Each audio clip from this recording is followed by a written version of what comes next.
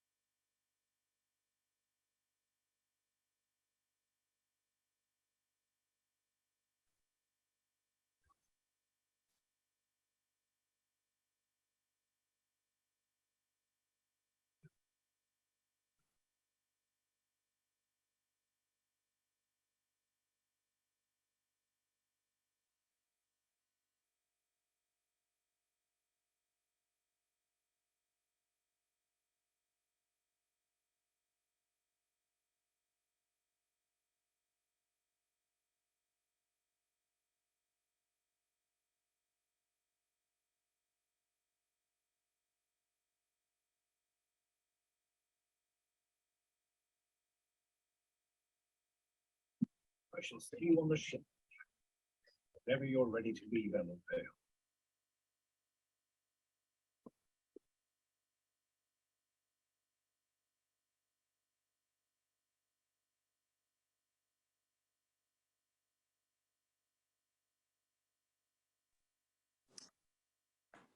See, I don't want this to be.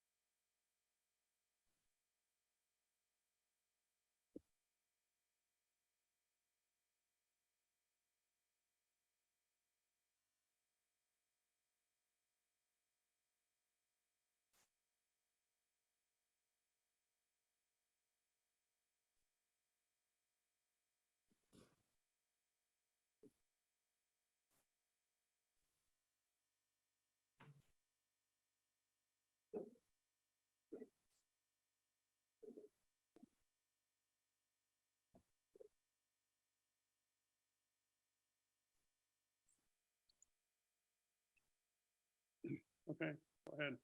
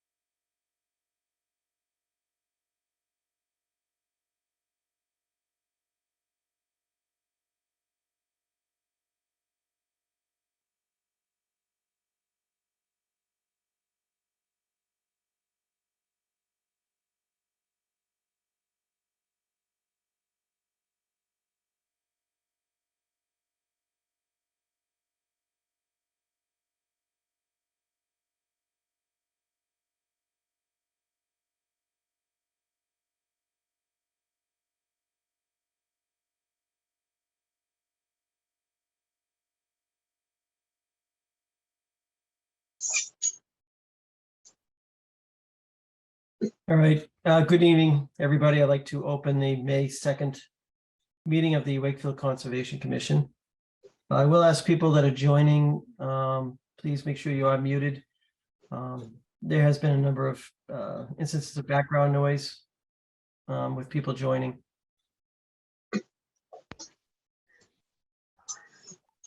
All right, first up, we will take roll call. Haley, Here. Jim, Here. Ken, Here. Paul, Here. Peter.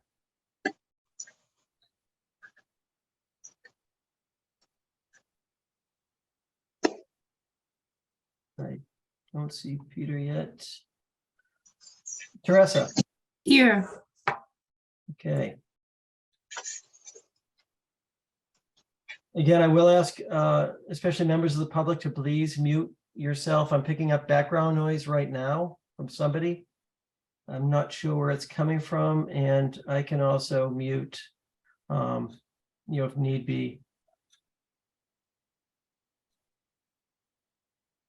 All right, it seems to be gone now. Thank you, whoever did that. All right, first up is we have the minutes from April 18th. Are there any questions, or would somebody like to make a motion to approve those minutes? Yes, Peter. Hey, Peter. Hi, sorry. I'll make that motion. Is there a second? I'll second. Any discussion? Okay, hearing none. All in favor of approving those? Haley, Yes. Jim, Yes. Ken, Yes. Paul, Yes. Peter, Yes. Teresa.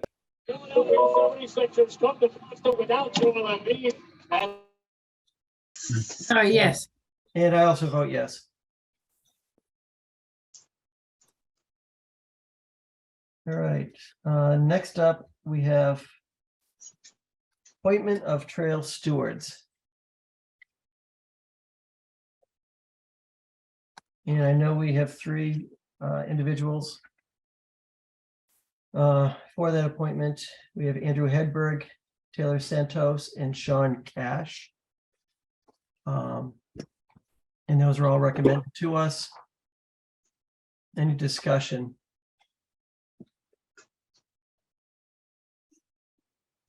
Okay, would somebody like to make a motion to approve those three individuals as trail stewards? Make the motion. Is there a second? Second. Okay, any discussion? I'm just wondering, what do they do? What is their job? Do they maintain the trails, or what do they do? Yeah, Judy had covered that. Elaine, can you give us a little rehash on the trail stewards? To tell you the truth, I don't really know what they propose to do here in Wakefield. I just don't know. Yeah, I know there was some maintenance, maybe identifying and things of that nature. I know Judy. Yeah, it was light maintenance. It was reporting on any issues that need any more work beyond just like a little bit of clipping here and there. And then just keeping us advised as to the state of the trails. Right, kind of being a set of eyes, for us if there's any activities we need to be concerned about on those trails, and or as Haley mentioned, some light maintenance if needed.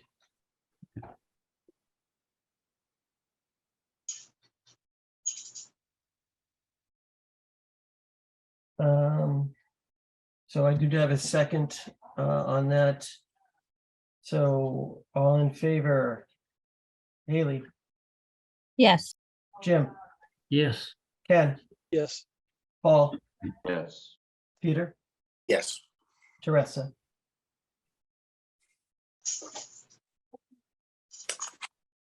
Teresa, you're muted.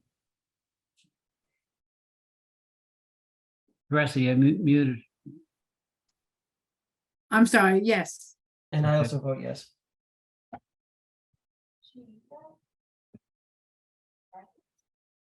And Bob, if forgive me, but I didn't get that third name. I have Andrew Heckberg, Sean Cash, and who was the third? Sorry, yeah, Sean Cash, Andrew Hedberg, and Taylor Santos. Taylor Santos. And the first name is Heckenberg. Hedberg, it's Hedberg. Thank you. You're welcome. And Sean is Sean. Got it. Okay, thanks. All right, next up is Salem Street Trailhead Project, Town of Wakefield DPW. Public meeting request for determination of applicability for construction of new wheelchair ramps, sidewalk, curbing and brick pavers along the western side of Salem Street within a buffer to BVW and riverfront area. And I see we have Bill and Tim. Good evening. Yeah, I'm gonna present this first. Can I share my screen? Sure with can, everyone? Tim. Sure. Let me just pull up the plan for that that we're looking at. Can everyone see this? Yes. All right, just so just to show, tell them a little bit about what we're looking at. So obviously we have the rail to trail, in the abandoned railroad corridor that, has been paved. It was previously permitted under National Grid, I believe, to pave this whole area or the whole trail. When they originally got the project approved and brought the project to town was before my and Bill's time here. And so it didn't include any of the ADA access requirements or, the connecting sidewalk or anything like that. So we asked them to hold off on paving everything because we wanted to make sure that the trailheads would have proper access for anyone that needed to use it. And so we designed the required access to be included here. So as you can see, it varies slightly from what they had originally proposed, but essentially we're putting in the trailhead as they requested, and we're just including some ADA ramps as well as sidewalk connecting over to Nablus Road. The area we're looking to put this in is currently gravel, so we're not increasing the impervious area.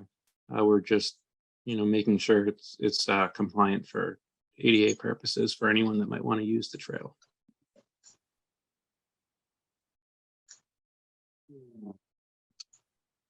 Tim, is this to actually provide a crossing at Salem Street?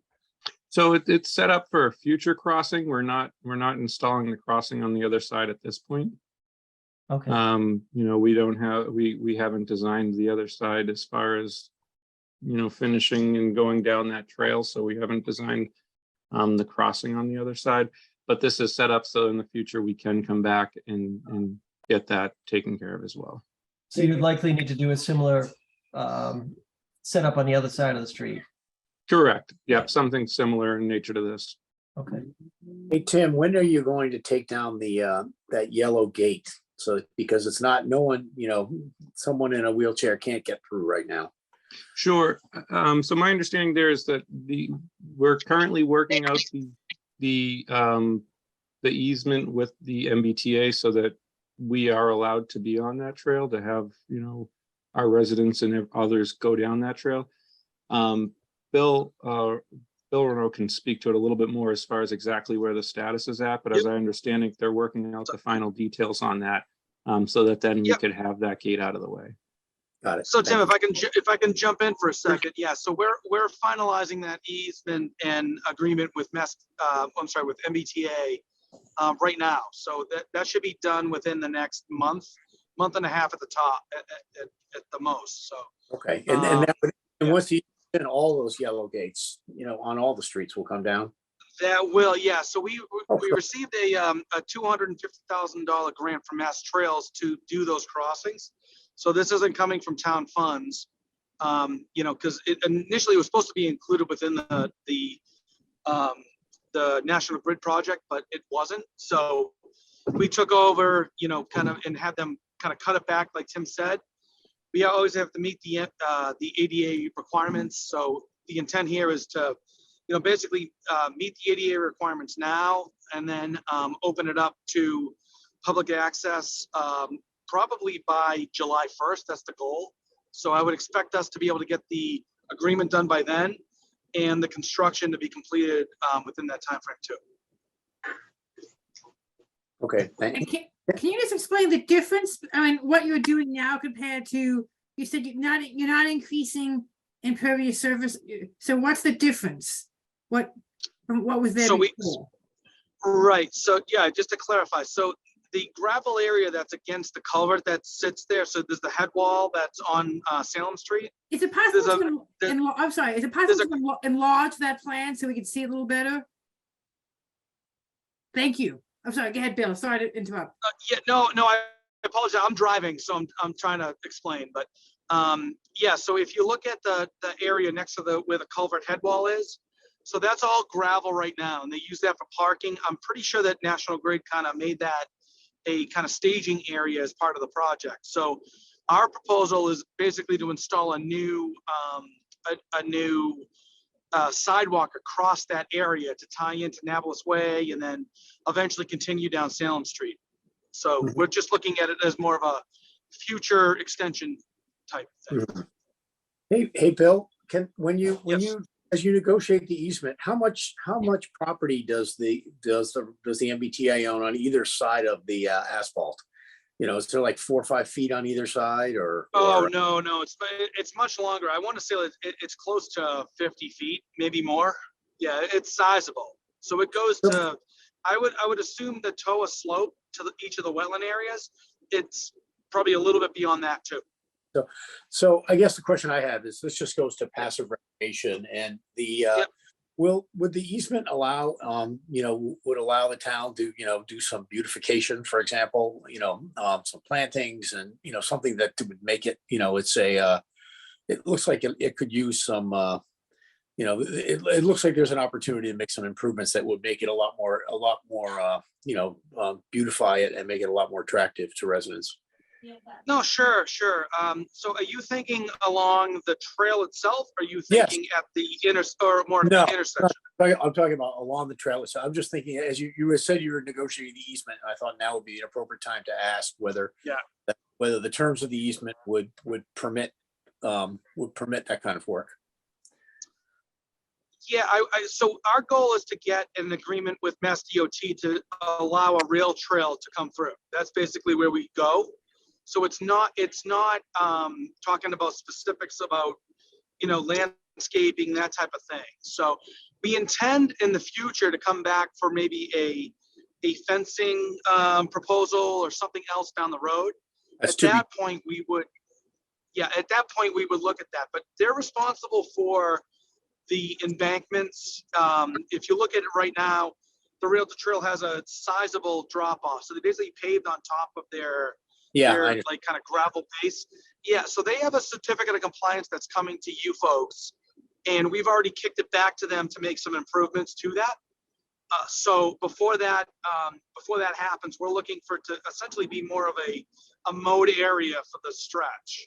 If there's an area that you wanted some plantings, I think we could entertain that, maybe outside of this proposal, and look to incorporate that in the future. I would be happy to do that. Okay, thank you. Sure.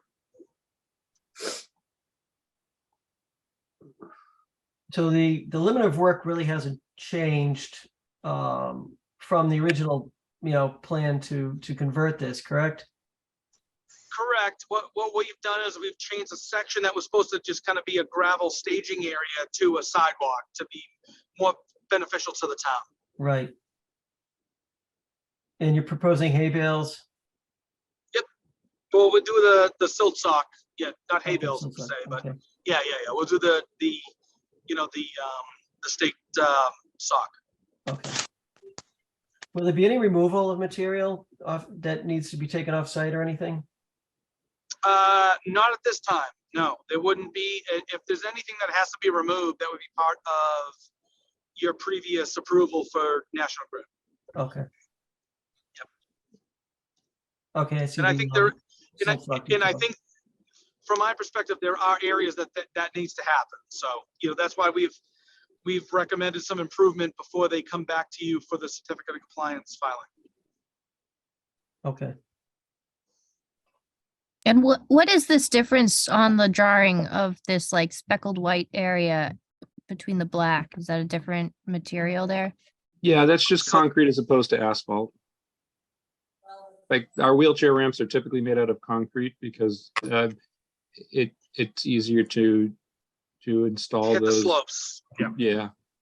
Yeah, To hit our Okay, thank you. slopes, because we gotta try to hit those slopes. And so we do all of the transition areas and the actually ADA compliant areas in concrete so we can maintain the slopes.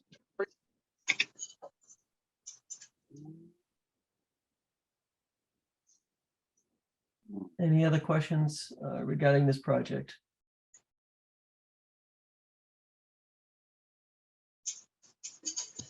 All right, so really, there's no additional limit of work hasn't changed. Yep. It's really just adding in the up and down ramp in the concrete pad. I would. Anybody think this should be a negative determination or something different? How does the DVW work? Where is the BVW? Where all the red lines are? Yeah, the wetland flags are identified in the top of bank. Well, yeah, Yep. top Yeah. of the bank is, so the red dashed lines represent the 100-foot wetland buffer zone. the red dash lines. Yeah, so I think the way it works is that we've shown the I think it's a combination of top of bank wetland line. That's the way we've looked at it. So the trail bisects the wetland or something? No, so we haven't changed anything, Jim, from the original submittal that came to you. They were supposed to Huh. basically pave through. So what we're showing you is essentially the changes that we're doing within their limit of work. Is kind of how I would term it, I guess. Oh, If that helps you, that probably is a better way to say it. I don't think well, we were clear on that. So what is the purple area? That would just be the river or the I guess the wetland or the river area. That ditch alongside the railroad track. Yeah, the ditch. That's the right. yeah, Yeah. is that All right. The whole project's in the buffer. It's a buffer zone project. yes. Okay, so we'll kill the heat. But so it's a stream, it's right next to a stream is what you're showing. Is that correct? That's correct. Okay, I see it now. Yep.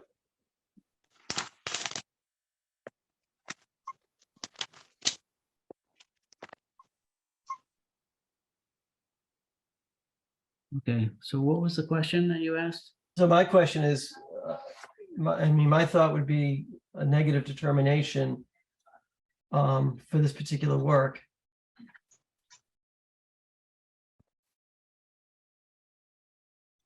I would support that. I agree. Can I make a motion? Sure. Can I ask Yeah. one question? How does this stream, where does the stream end? It's the Mill River. The Mill River, yeah, Right. Mill River. Okay, Bob, Yeah, when we say joins up- negative Right. determination, that's just meaning that they can go ahead and proceed without us. Right. Yes. Meaning what they presented here, we don't think that there's a possible alteration or could be an alteration to any resource area. Okay, thank you. Yeah, this joins up the Mill River north of this location, I believe. Well, directly across the street is Harrison Lane, where Yeah. we just sidewalk. And when we walk down Harrison Lane, if you look, the Mill River is parallel to the left-hand side of Harrison Lane as you walk down from Salem Street.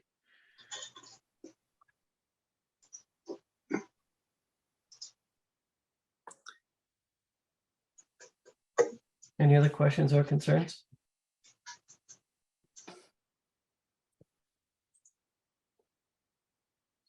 I mean, really, the scope is really adding that concrete pad with the ramps. The grading was already there, the path was already there. And that paving's already done, right? Well, right now, there's gravel there, right? So Gravel up it's to- a, yeah, to basically below the paving grade. Yes, If you want to look okay. at it that way, yep. But you're only, in this particular plan, you're only talking about that one intersection that you're dealing with.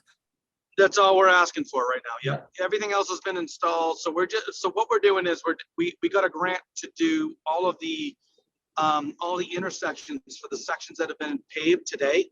Okay, So yeah, that's what we're doing. So we're moving that project forward as a public works project okay, on the state's time again. So yeah. All right, any other questions or concerns?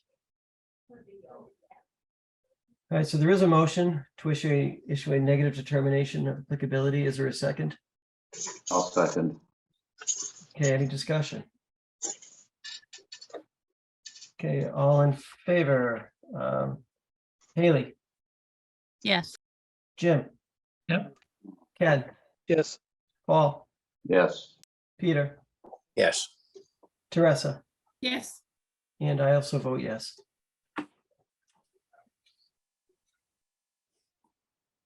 All right.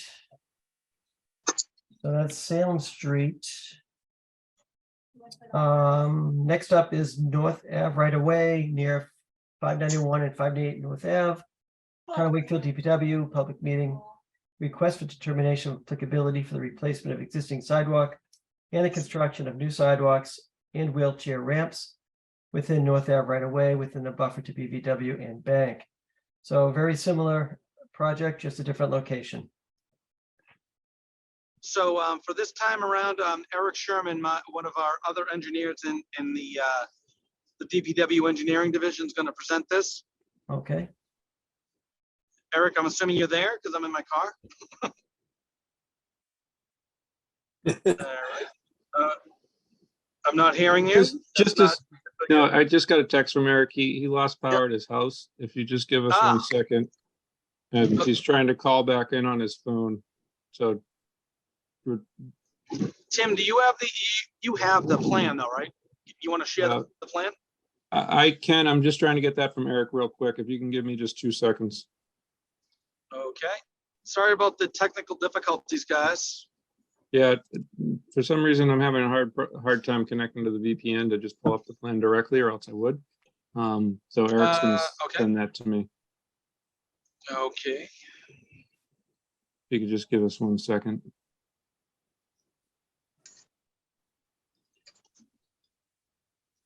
Also try to navigate that and get that to you too.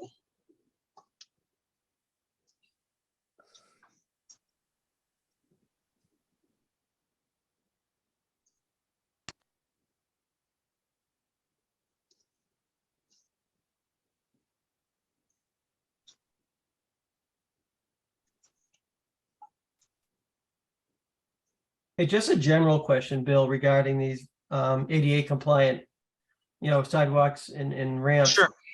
So, like, is the plan to do every single street or intersection in the town? Oh yeah, that's the goal. So I don't know if you folks know, but I'm also the ADA coordinator for the town too. Right. So yeah, so I've taken that role on as well, and we do and plan for every intersection to be ADA compliant. What you're seeing from these projects are, other projects that were approved, or we're not necessarily taking that to the full compliance. That's what's going on here. So The North Ave project specifically was part of a approval that the board did originally back in probably just around the time that I started. And they were supposed to go to the edge of the property line, which is the inlet to the lake, so that wetland area. And we ended up, proposing a little bit of an extension. So beyond that project is a project that's currently in development with our ZBA and our in conservation. You guys are going to see this soon. That's going to take the rest of the sidewalk. So to continue it down North Ave. So this project is basically to get to a point that we can construct the improvements we plan in our current sidewalk project and shared use path project on the other side of the road.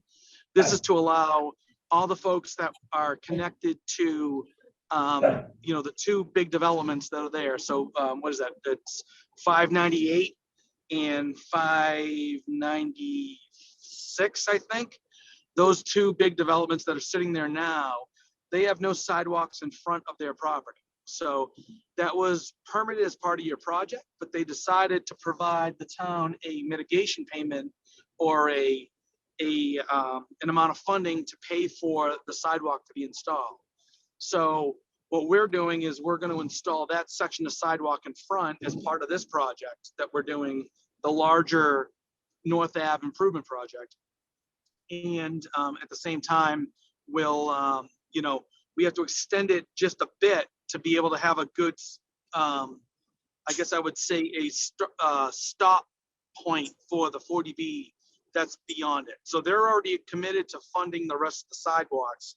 We're just trying to get it to a point that makes sense to stop so that they can mesh into us. Okay. If that makes sense. Yeah. Does that make It sense? does. I don't know if Yeah, I'm being Bill. clear, but Bill, I pulled up the plan, so we Okay, do have the yep, plan up yep. at this point. right. So if you look at the plan, it kind of has the highlighted section that was within the 100, the 100-foot buffer. If you look at the center line of the culvert that goes into Lake Q, that was all approved as part of the development at 598. So what we're looking to do is we're looking to extend it, I want to say about 75 feet or so, to a new curb ramp to send it across the street. So that was all essentially agreed to at the ZBA level. So we've already agreed to what that limit of work needs to be and what they're going to have to own. So they're paying us a mitigation payment too to cover all of this cost to do this work. So they're paying for us to extend it and get it across and put in the flashing beacons. That'll all be developer funded. But right now, with us doing this big project on North Ave, we need to, for utility of those other folks to make sure that this can work until that project is built and approved. We're doing this as a proposal to you as an RDA so that we can move it forward a little bit earlier. So we're looking at about 75 feet or so of new sidewalk in North Ave across the culvert head wall, getting to a new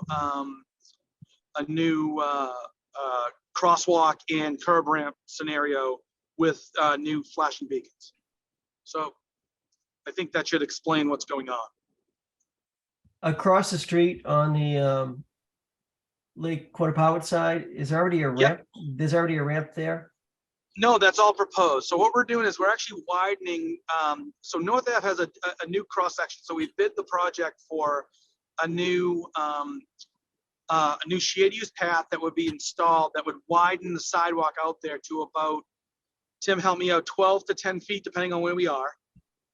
And then we also have a 5 foot Yeah, wide, by the way, not the back of sidewalk. into the roadway. So we're basically realigning the roadway to have a 10 to 12 foot wide sidewalk shared use path situation, right? And then another 5 foot bike lane within the roadway. And then we're essentially taking the pavement limits and just repurposing how people are going to use it. So we have big, wide, shoulders that are there. So we're just narrowing all those down and making it into a set. The goal from the town is to make, kind of a one-way loop around the town for biking and pet activity. So we've shown you other pieces of this in other meetings for stuff on Main Street that we're looking to do, but everything's staying within the same limit of work. So our back of sidewalk never changes in any of these concepts. Okay. So it's all coming from the street side. Yep, then we're just repurposing the street, basically, if you want to look at it that way. Okay. So, can I just ask, so I'm looking at this on Google Maps satellite. Sure. So you're saying on like where we're seeing on the bottom of page of this diagram where there's like green and stuff and right above the culvert. So that's all coming from the existing road area? That's not like going further out no, into? So that's the part I was talking about, the extension. So originally approved as part of the 598 project, they went to their property line, which is the center of the stream that feeds Lake Q, right? So we're taking it from that point beyond to the crossing section. So it's about 50, 75 feet, somewhere in that range to cross the road. That's what we're providing. So that's why we're asking you for the request for determination of applicability, because we believe it's kind of consistent with the other project. It's very minor. We're talking about 75 feet or so maximum to get essentially across the street for this little sidewalk extension. And what that does is it makes the sidewalk that was on 598 and 594 or 592, all of that connection makes sense so they can actually cross the road and get to the shared use path. That's what we're trying to do. And then this I don't know will, if that. this will I'm sorry, go- continue, eventually, all the way past the KSC and connect up. Yes, it will. So that's all part of a connection. So we're going to the edge of the KFC, right? And then the section that's part of the undeveloped section right now, that's part of the 40B project that's coming before you. Right. That is agreed to through the ZBA to be installed. So what we did is originally we had that included. We pulled it out because that was approved through the ZBA. Okay. So typically what I would have done is ask for a mitigation payment, but instead, I don't know the timing of when they're going to get through your process. We're going to be ready we're building this year. So I'd prefer to get the utility to the folks that, can use it as soon as possible. And, what we'll do is we're going to get back fed the money that we're investing as part of the 40B project. Okay. Yep. How long do you think this project would take, Bill? You're talking To do 2 days? The whole project, I Well, mean, this we're section, hopeful this that, section right here. well, so it's tough to say because they're going to do that as part of the big project. So the new shade use path will go from the Wakefield parking lot all the way to Lake Quinnipiac. I'm sorry, to Quinnipiac Parkway. Okay. So, it's a bigger project. This section, we're telling them to do that first as part of the contract so that they would get this done and then allow the area to be open for the parade that's going to come through on the 4th of July area, that time frame. And then we would have the rest of that done this year. So we're expecting by fall, I would say, to be open on both sides, everything done. Okay. Yep. This particular area here, will there be any removal of material? There would be just to get the sub base below. So right now it's kind of a grassed area. Okay, so you're gonna scrape So- that off, put some gravel down? Put some gravel down, and then we're just basically paving to that, and then we'll put in our the reflected beacons and the crossing and all that stuff. Okay. Yep.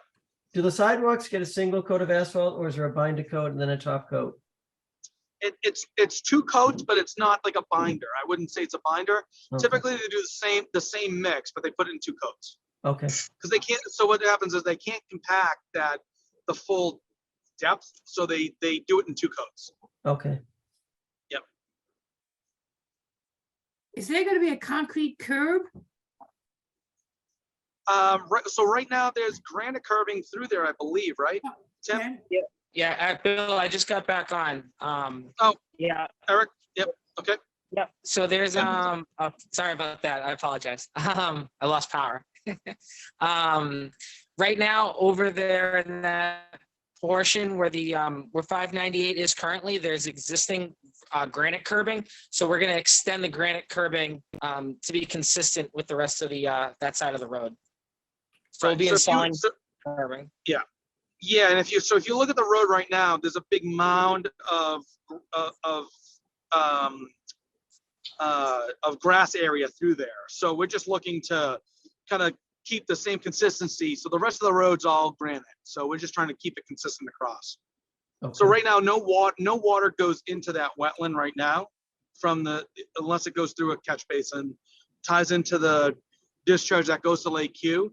And we're looking to basically mimic that. All we'll do is we'll keep the grade, appropriate with the curbing.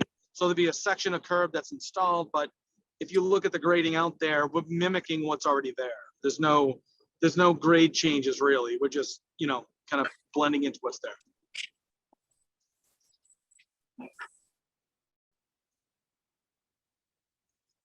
So if you're coming further out towards that culvert, what's stopping all the sediment and erosion and construction materials from falling down in there? The grade. So we're putting in the erosion control sock that's gonna go around the culvert head wall. Realistically, that won't do anything, but we're gonna show it that way. And we'll install it.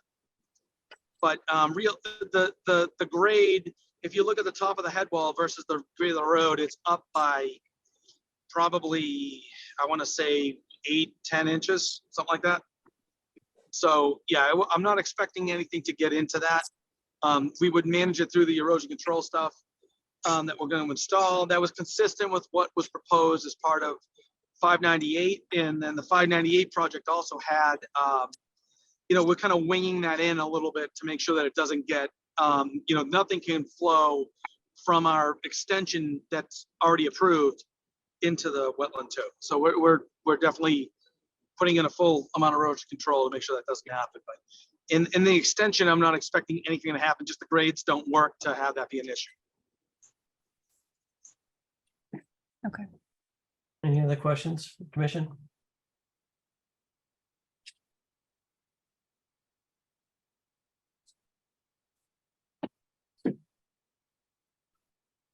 All right, any suggestions or does everybody agree that this should be a negative determination? Or is there any, I guess, anybody who doesn't agree with that, it should be a negative?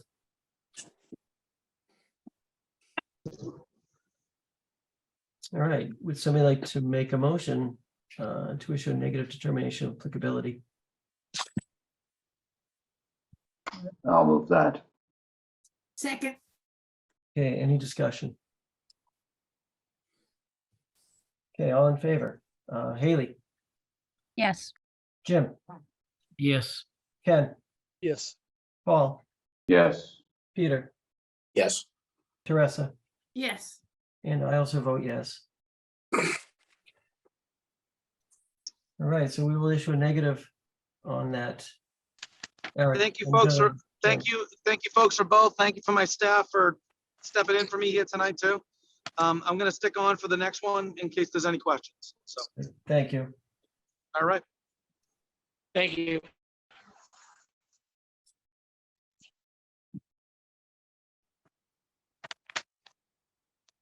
Elaine, are you ready to move on? I am. Okay. Has Rebecca joined us? I don't think so. I have. Hi, Bob. Oh, you are there. Okay. I didn't see you. All right, so next up, we have DP 313-620-100 Hemlock Road, Northeast Metro Tech. Public hearing continued, review of revised documents. So can everyone hear me? Yes, good evening, David. Hi, how you doing? Good. So as requested, the project's provided updated materials, including response to final comments letter, updated plans, their supporting calculations, including the requested mounting analysis. We've provided information on the blasting materials and procedures and a site plan and sequencing plan. They've all been uploaded to the share file in advance of the meeting. The also uploaded was a snow management plan, which was just updated with the background. We update, that's always been included. It's always since forever. It's been included in the stormwater plan, but we've pulled it forward, so make it its own separate thing. So folks can look at that individually and not have to dig through the 1,500 pages of the stormwater report. So at this point, you know, the project, and I think this is the last time I missed the last meeting. I was away, but you know, project feels we've addressed all the outstanding issues, and we're trying to move this forward at this point to, you know, work with the commission on the order conditions. I know the engineering departments had suggested some orders, some suggested conditions to be included in any order, and you know, the project's willing to do whatever we can do to kind of facilitate that. I know we had asked for a good amount of time tonight to maybe begin that discussion, and Rebecca thought your agenda wouldn't allow, like, you know, getting through that process, and possibly maybe scheduling just a separate meeting just to kind of chew through those. So I you know, when I wasn't planning on walking through the materials, but we're here to answer questions. But I mean, that's kind of our basic position tonight is, you know, we think we're at the point where we really need to start to talk about, like, how to move this forward and putting conditions on paper and getting them clear and acceptable to everyone involved. All right, thank you, David. I know we did get some information last week. We had difficulty accessing the link. I know some of us weren't able to get to that at all to see those submissions. I think that's been resolved now. Hey, Rebecca. Can we now get to all those links? Did anyone try? I think I sent you a screenshot of all of the documents that were contained in the Dropbox. You guys should have gotten that. It says like list of final documents or whatever it says. I went into that this afternoon and I could download all the documents. Yeah, so just confirming that if you have access and it lists the same documents that I listed, then you should have access to the same and basically everything. I didn't latch up one for one, but it looked like the same list, Rebecca. Yeah, I think it probably is. And you tried that today, Paul? I did that today, and I downloaded everything except the complete wetland report, because that's a rather massive document. I was able to do. Or not the stormwater report. I'm sorry. Okay. I was able to do it as well, and Ken just said he could do it too. Yeah. I wasn't able to do it last week or over the Yeah, weekend. but neither was I. I could today. No, the other link didn't work. Right. Right, so some of us haven't seen any of those documents yet. I am picking up some background noise from somebody. I'm going to mute where I think it's coming from. And again, please, if you're joining, please mute your phones or computers so we don't get the background noise. Thank you. So the plans have they're substantially the same. They just incorporate the final comments as requested by the engineering department. The stormwater report has the supporting calculations that reflect that. The snow management plans has only been updated with a new background. I know there was some talk that the application rates needed to be provided on that, but those have been provided on that plan since February. So the application rates for the different de-icers and sand are all on that document. There was a question about, it came out of the comments, but it was, I believe potassium chloride was the material as de-icing. That material is only effective up until 25 degrees Fahrenheit, so that's not an effective de-icer for this region. The blasting materials have been provided by, sorry. What is then? What are you going to replace it with?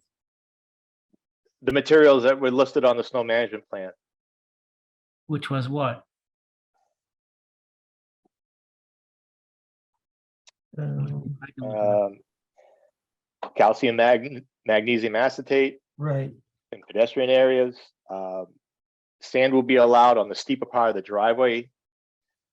And then a combination of premix, blended brine, magnesium chloride, calcium chloride are all allowed de-icers. There's application rates. Generally, sanding's prohibited except in the driveway and in the pedestrian area immediately, basically like the kind of the plaza areas around the school. And all these application rates were taken from the Mass Highway Plan for what they use for acceptable application rates around the Cambridge Reservoir in Lexington. Hey, David, Waltham, how Concord. close? Yep. How close is the Cambridge Reservoir to the paved areas that are being I'm just curious. I mean, You drive over it. You drive over it a couple times. Trapello Road crosses it. Route 2 crosses it. 95 crosses it. So I mean, it's.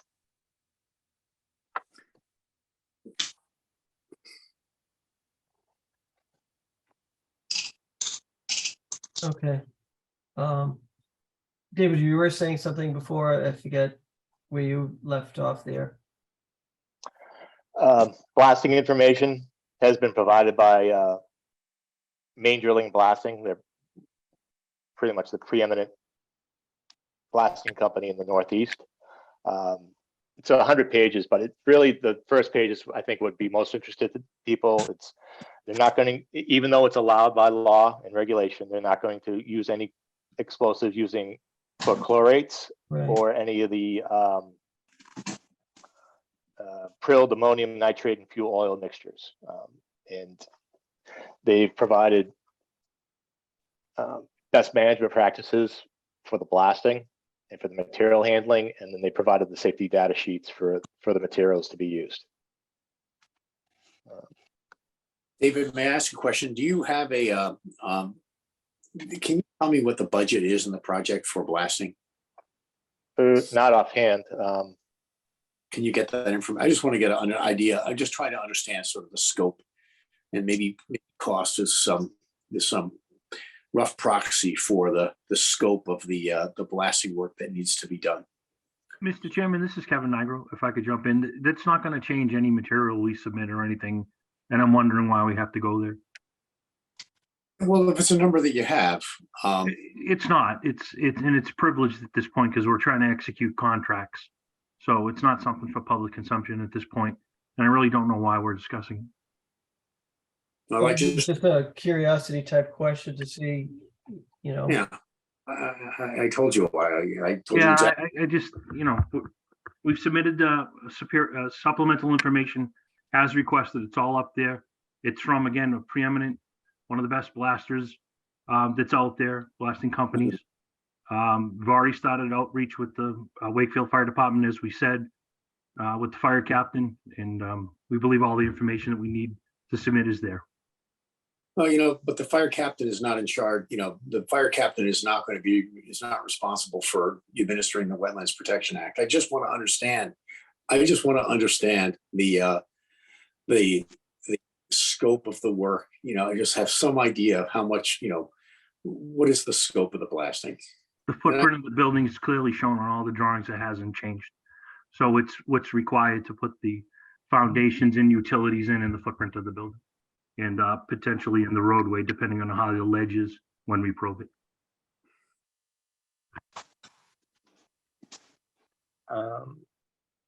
When will you have your bids on your blasting contract?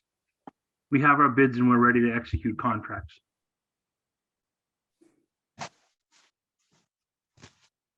Mm-hmm. So I guess another way is, if the number's very little or the number's very high, what would change in our thinking? What would be the ask? Where would I'm just trying to. I think a lot of us I think me and others are just trying to appreciate the amount of blasting that's going to be done. And I know that even if it's done by best practices, you know, I have to think that blasting is a pretty inexact science. It is not a pretty exact science. That is it is totally not. wrong. That is wrong. Mr. Chairman, we're really gravitating away from what we're here to talk about is getting to the order of conditions and moving along. We've been here over 7 months. We've presented again and again. We've supplemented information. We don't want to go backwards. We'd like to go forward. As I said, we've gone through the arduous tasks of updating everything, keeping everyone informed. We have a bid in hand and we need to start moving forward. But just to maybe allay your fears a little bit is obviously there's a number of projects of mine that have included blasting. There's a very recent one in Swampscott where we blasted adjacent to the wetlands. We put a seismograph right next to the wetlands. The peak particle velocities never exceeded the state minimums, which the state minimums were established so that plaster wouldn't crack. Another project, it's the FDA laboratory that provides like food testing and medical device testing for all of the East Coast. It required blasting within about 10 feet of the existing building where they could not stop sensitive experiments, and it proceeded fine. Blasting is a very, and blasters will tell you, it's a very exact science. Their livelihood depends on it. But doesn't it affect the flow of groundwater? That's what I was getting at, being inexact. I'm not. No, it doesn't. It doesn't. They do the blasting to fracture the rock to remove it, and it's not. They don't overblast and we covered this ground, and we had someone back with us in the fall who talk about it. Is, you know, the cracking the rock is usually about half the distance from the spacing of the hole, so it might crack additional 2 feet. It's not fracking. We're not drilling down hundreds of feet and purposely shattering rock. It's really to be as efficient as possible with all of this, minimize the amount of explosive use, which costs money, and minimize the amount of drilling, which costs money, or is to fracture the rock only where it needs to be fractured and not anymore. It stays very localized. My project in Swampscott, we blasted adjacent to and below the wetlands. So if we had cracked the wetlands again are, they're wetlands because of their hydric soils, which are very plastic in nature. But basically, there was no change in the groundwater. It wasn't we didn't drain the wetlands. We didn't,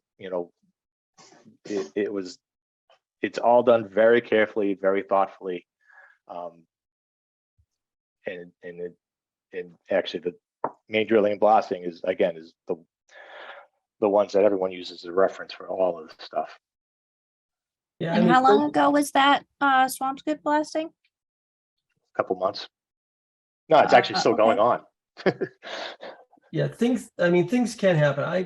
I myself had damage to my foundation here as a result of blasting on a lot nearby, which should not have caused any damage, but it did. So things can happen, and you're dealing with ledge and shock waves travel. So it is a concern. And we've offered to put up more seismographs adjacent to the wetlands We definitely would want seismic monitoring, around the area for sure. Hey, Matt Byrne, I see you have your hand raised. Sure. Thank you, Mr. Chairman. I do have a couple of issues that I just wanted to make sure were addressed, not blasting related. So if you want to carry this part of the conversation through before you call on me, that's fine. Yeah. So Peter's questions, it is valid. And again, like I said, I've experienced damage from blasting firsthand. So things do happen, but that's all I wanted to say about that. Go ahead, Matt, please. Sure, thanks. The one probably most important question, the wetland, I think it's wetland 5, was was certified as a vernal pool, number 8238. And that is the one that is proposed to receive the direct discharge from the roof drain. And I know we talked about that being a clean water source. I certainly appreciate the interest in maintaining the water budget. But I do think you may have a problem with a new point discharge, direct discharge to a certified vernal pool because it's an outstanding resource water. Has LEC been able to address that? Can you sort of speak to the legal implications of that direct discharge? Hey, David, before you answer that, I want to hop on Matt's question. I was about to ask the same question, different context. Also concerned about that in the water budget, but also, is that roof runoff, is that going to be superheated coming off a roof and change the temperature in that vernal pool? Is it going to be providing water during the summer months to that vernal pool when it shouldn't be getting any water than it would normally get? So also, what will be on the roof? Is it going to be a ballast type roof? Is there a chance of that ballast making its way through, the leaders and the drains to the vernal pool? So a few different questions concerning that specifically on top of what Matt has asked. So it won't be a ballast roof. It's just a regular sealed roof. It's not a metal roof. If we're trying to replicate as you said, the water budget and the areas that contribute to that vernal pool. So the whether it receives more, it won't be receiving any more water than it would normally see was what the plan was.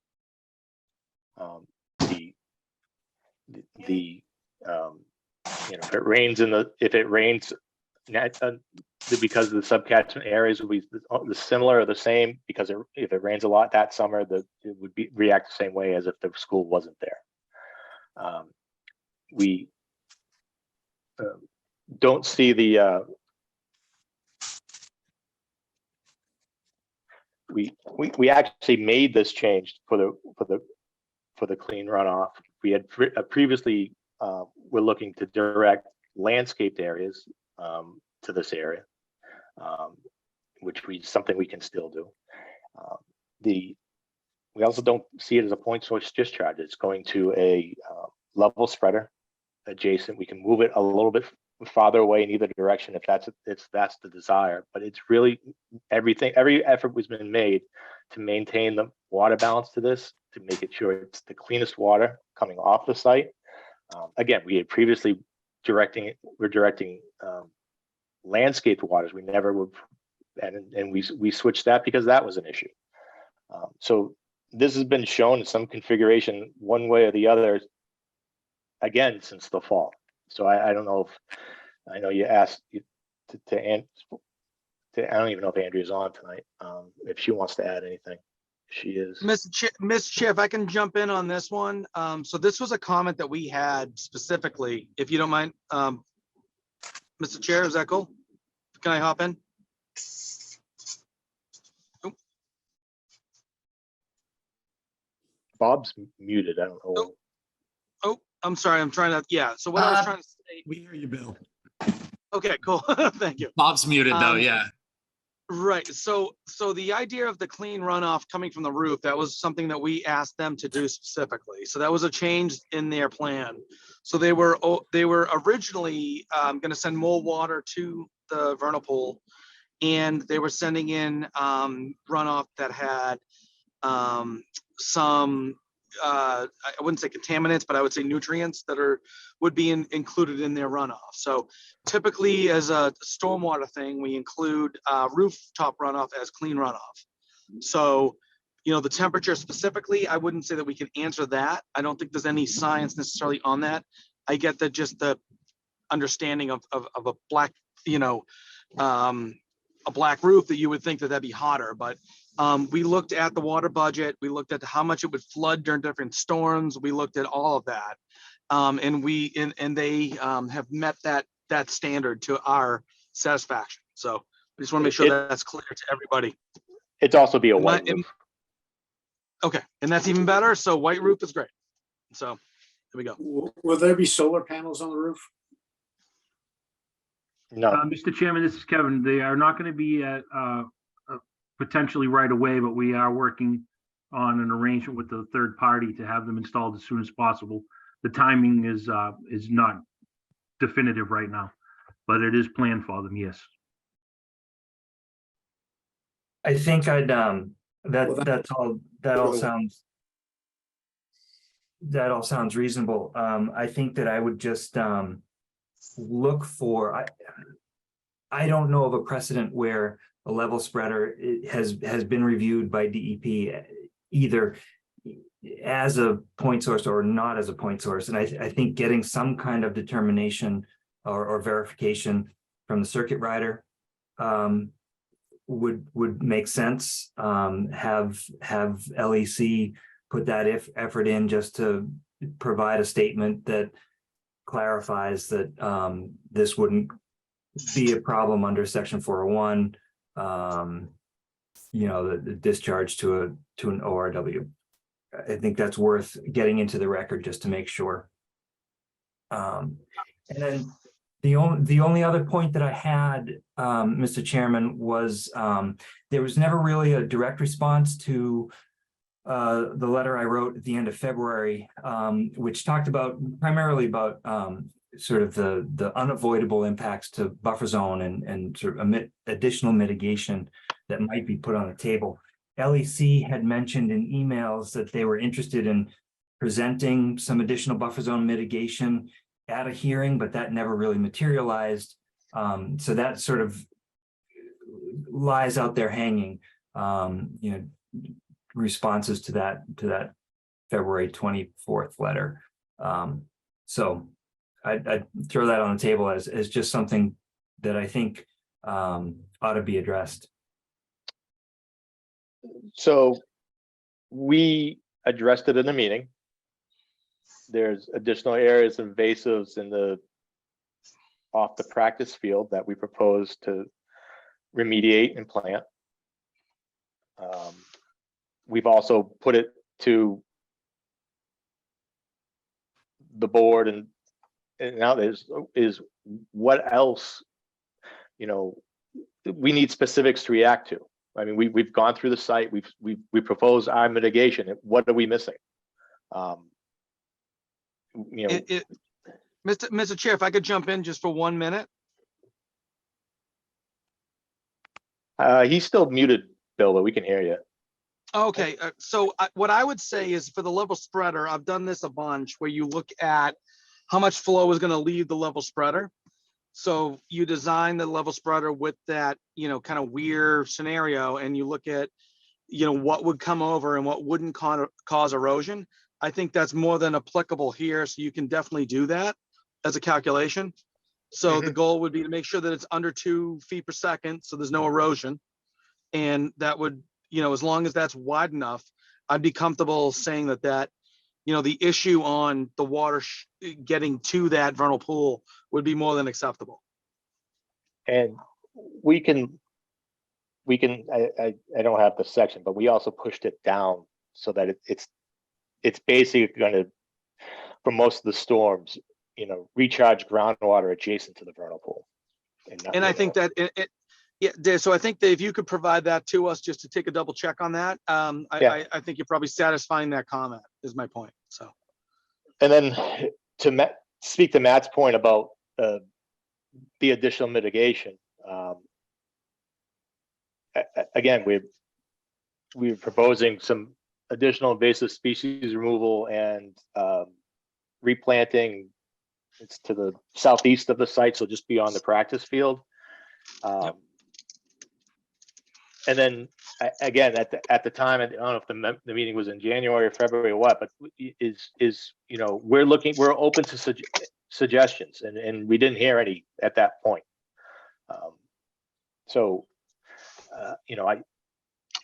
We're still open, but I maybe take maybe this has been discussed. It's been discussed in public hearings, and we feel like we brought it forth, and then silence got our answers. Well, that's for the commission to agree with or not. I think one of the things that we had talked about, but had been, I think not approved of or whatever, was the old practice fields. There's a big chunk of that to the east of the proposed track, I think, that isn't part of the program, has riverfront area on it, and would be a potential area for additional mitigated work for unavoidable impacts to buffer zone. So that remains something that seems like a reasonable thing to look at.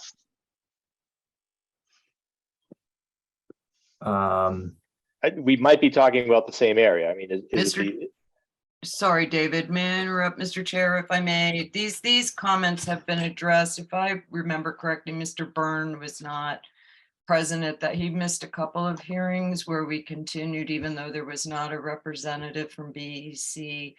And the last writing we had from Mr. Byrne is that he had no further comments or changes. So there was additional mitigation proposed. We're happy to bring it forward from David's suggestions from previously concerning the additional mitigated area, but this is going far afield from where we should be tonight.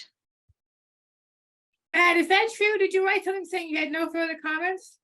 I don't recollect that, but Yeah, I'm not neither do gonna I. say that it hasn't been, a busy time. So if I put that in writing somewhere, the last comment letter I had in my records was February 24th, and that had a number of comments that were put on the table.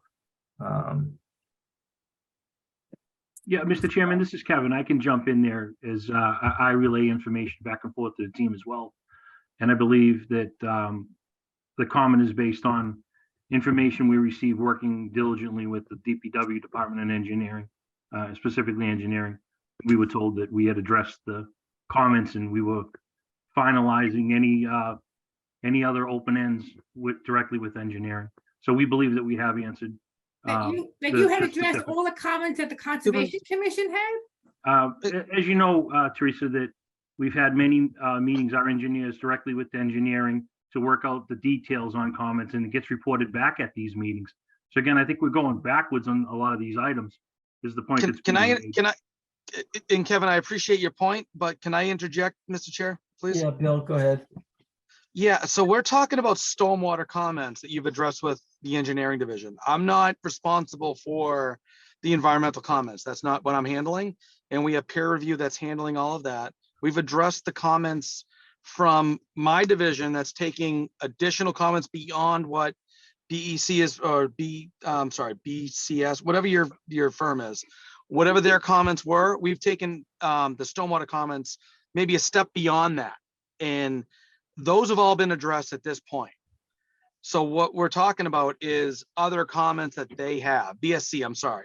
So their comments environmentally, whether they've been handled or not or addressed, I'm not reviewing that and I'm not approving that. So if they have other questions that are still standing, that's your responsibility to address. Okay, Mr. Chairman, please, Bill, Kevin, thank you for clarifying that. I have no further comments on that, other than we believe, and David, you can jump in if you want, that we have answered, provided as much information as we could. Look, I kind of fair enough. Thank you. So folks can see my screen. Yes. And I'm. This is. It's big enough everyone can read it. Yes.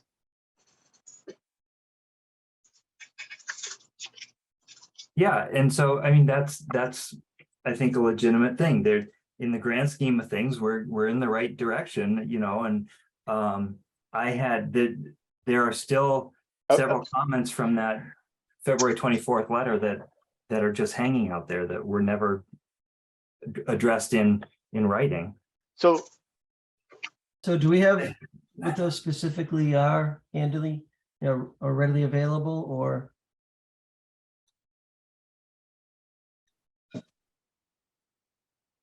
sorry, Mr. Chair. Do we have those, Matt, do we have those comments or questions available? I could certainly put them on the screen. Hey, Bill, well, Bill, question for you. Bill Renault? All right, I'm back on. Sorry about All that. right, Yep. so, your stormwater review is complete and all of your concerns have been addressed to your satisfaction? Yeah, so we had a couple of outstanding small items that I don't think really affect the project as a whole. So a couple of housekeeping things, I believe. Tim, have we got those? Tim should still be on, I believe. Tim, are you here? Right. I'm sorry, it glitched Yeah. there for a second. What was the question? Yeah, so so have the survey items and the small housekeeping things that we had, have they been provided to us at this point?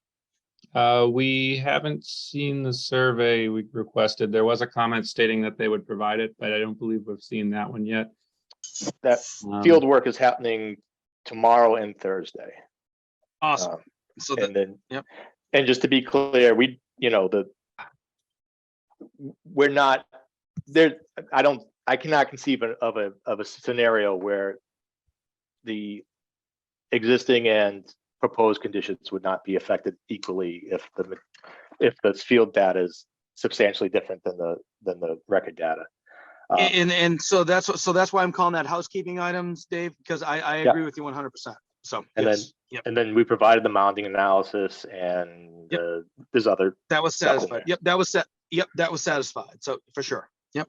But I have no concerns with moving the project forward without that survey.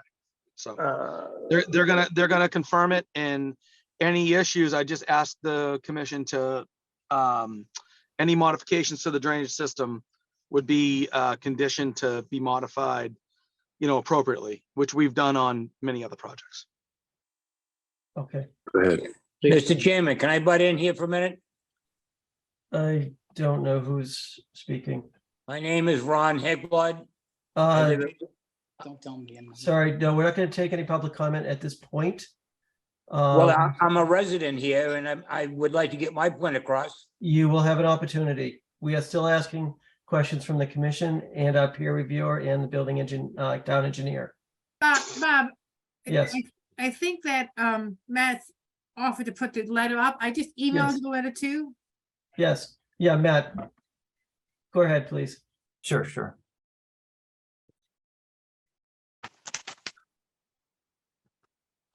I never did see a response in writing. I think that's always a good thing to have so the record's complete. But again, that's ultimately kind of the prerogative of the commission. So there were,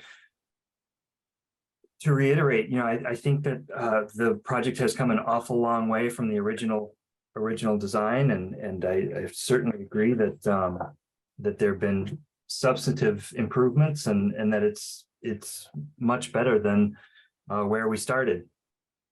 I don't mean that I don't think that there's no room for improvement, and like we talked about that section of the property that has riverfront area, and if you are talking about doing restoration work there and improvements, that's great. I hadn't heard that either because I missed a meeting or it hasn't been addressed directly or whatever the case may be. But there were a handful of comments that are just sort of hanging out there at this point in time, as far as I am aware. But if the commission is satisfied that these have been addressed, that's again their prerogative. Yeah, I don't know if they have. It's been a while since we actually looked at those. We do want to take a look at those again.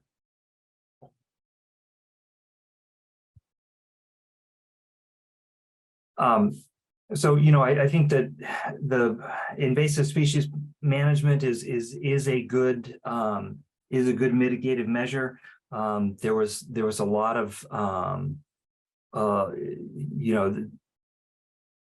yeah, I mean, we can kind of read through these, or we can ask LEC to provide a comment response to this letter.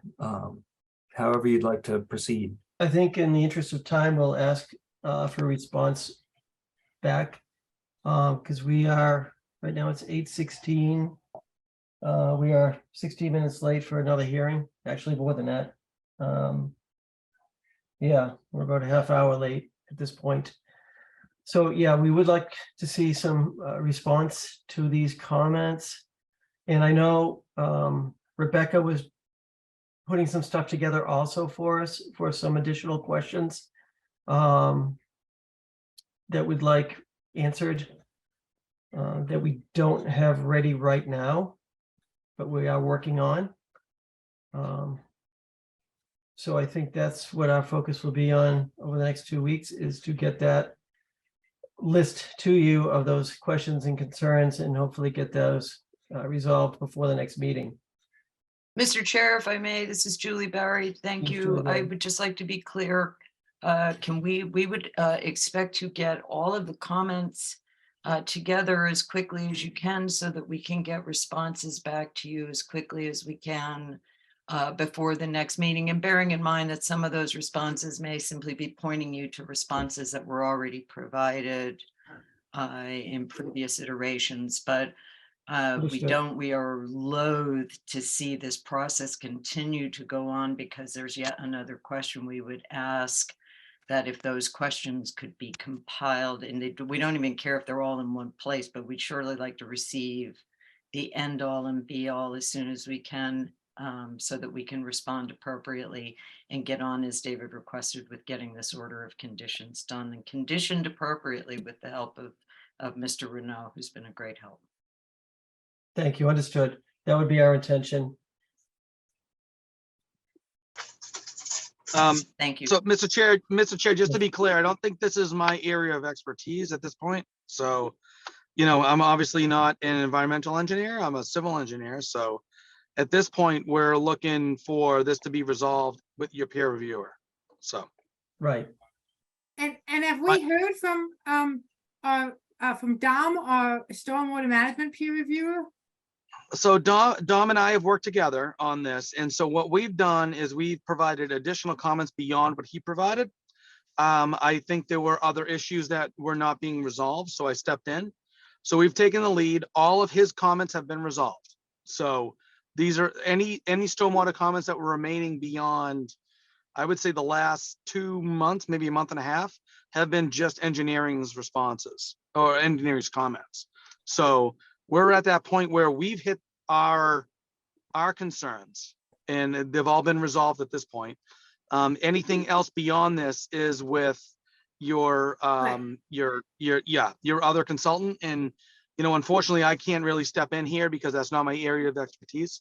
As much as I have opinions on things, that's not my area of expertise. So. And Bob, I thank you, Bill. And I just want to repeat Sure. that you had requested that LEC respond in writing to Matt's February 24th letter, right? Correct. Exactly. Yeah, I have not seen those responses, but again, I think I was kind of, I would say on this, I wasn't necessarily included on those initial comments too. So that's outside of my, definitely. Yeah, my area. Yeah. Right. Yeah. And I wouldn't expect to be, I was similar to what we did at 200 Quinnipiac Parkway. They kind of drove the bus on those items. I drove the bus on the stormwater and, on the civil related items. So. Thank you, Bill. Sure. Thank you.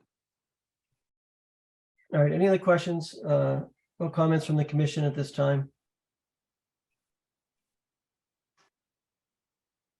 Matt, do you have anything else for tonight? No. Okay, thank you. Rebecca, do you have anything? Not right now.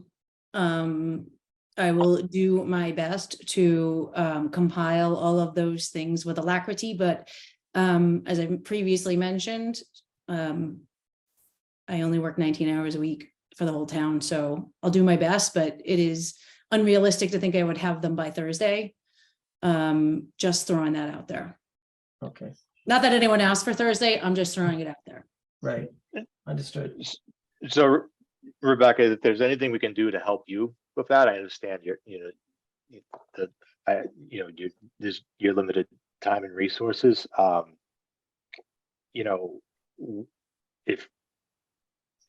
If folks want to just send us their comments directly, we'll compile it into one list. You can see whatever we can do to kind of move this along.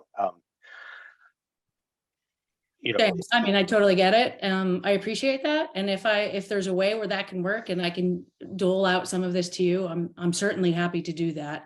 Just sort of turns out that that's not typical or usually how it's done. So it's just, it ends up falling where I end up compiling it and organizing it myself anyway, but thank you. And if I can take advantage of your time, I will do that. All right, thank you, Rebecca. I do see a number of hands raised from the public. We are extremely behind schedule. I definitely will take the first hand that was raised. I think it was John that started to ask a question.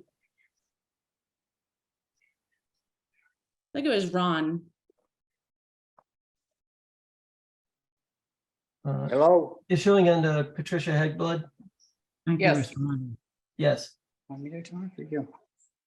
Hi, my name is Ron Heckblood, and I'm a resident of Farm Street, and I've lived in the house 19 years.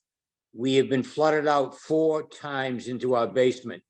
The water runoff for all of this project, whether it comes from the school, the street, or just the land that's there, as I understand it, you people want to put a culvert in to certain areas so that the water will run off and come down into the culvert that's there now that goes under the ball fields. When we first got flooded out the first time 18 years ago or 17 years ago, whatever it was, that we had 18 inches of water in our basement. And when I went to the town, they turned around and said, well, that's a 50-year storm. You will never get it again. The insurance company gave us nothing. We got, FEMA gave us a $1,400, and the rest of it I'm still paying off. And it went on for the second and third time the same way. And if it's a 50-year storm, what's going to happen with all of this water that's coming down in back of the houses here on Farm Street? And the town turns around and says, well, we're not going to take in and pay for any of your damage. The liability is going to be going where? Now, if you people do what you want, and I'm not arguing the point, I understand that the school is needed for the kids, and I'm all for that. That's not my problem. That's not my concern as per se. It's my house that I am concerned about. That when they were putting the street and the houses, 3 or 4 houses across the street, we were guaranteed on the same issue that the blasting would not be concerned with our house. And if somebody wants to come to my door, I'd be glad to show them where the blasting has cracked ceilings and walls into my house. So I don't have a lot of faith in these meetings. I get told one thing and it comes out to be another. The water in the backyard coming down from the culverts and whatnot is a big, big concern to me and my neighbors. And it's something that the town promises you one thing and we don't get what they tell us. So I'm really concerned about that. And if somebody could answer that, the engineers can do what they want and say the water is not going to be here, the water is not going to be there. And whatever the size of the culvert would be is gonna take all of the water.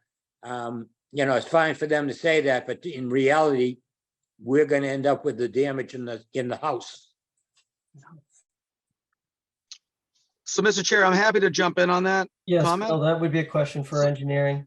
Yep, that's definitely us. So, Mr. Hegbold, I appreciate the comments and I totally understand where you're coming from. So, we're looking at a full drainage study for this whole entire watershed that's going into the school.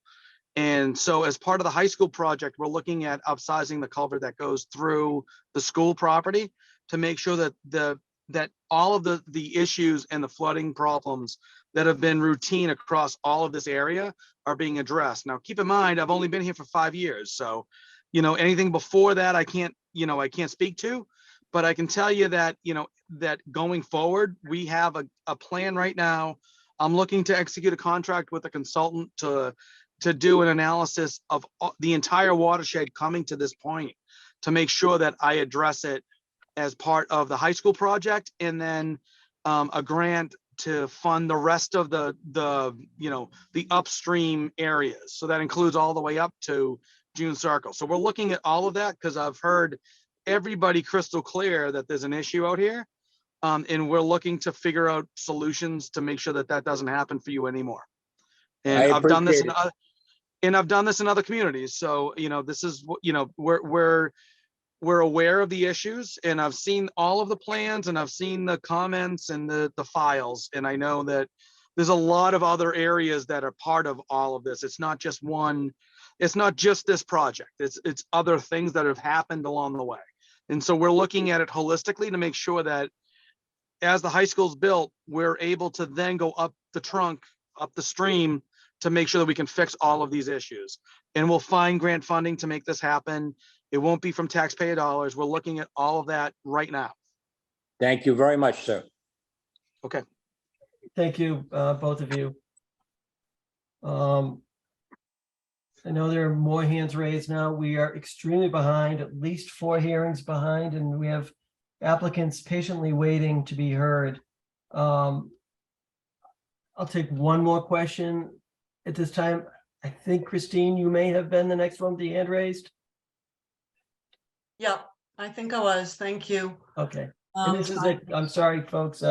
This absolutely has to be the last question for tonight. We have to move on. Go ahead, Okay, Christine. I'll just speak. Okay, I just have a question regarding what people are calling mitigation or replacements for the takes in the buffer zones. I mean, I know people are aware that we're talking about over 100,000 square feet of takes of buffer zones, about 10,000 of that in the 0 to 25 foot buffer zone. And what I'm seeing is sort of invasive species plans that are around 10,000 square feet here and there across the site. So I'm just wondering if a project, is responsible for taking over 100,000 square feet of buffer zones, is there some reasonable ratio that you use when you're thinking about mitigation or replacement? Because it doesn't even seem like we're in the same order of magnitude here, not at all.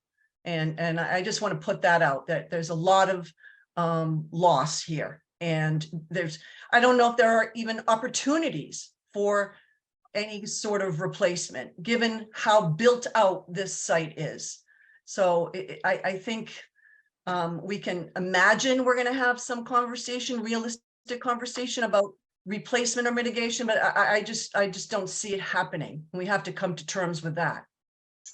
It's a very good point, Christine, and it's something that we've also discussed.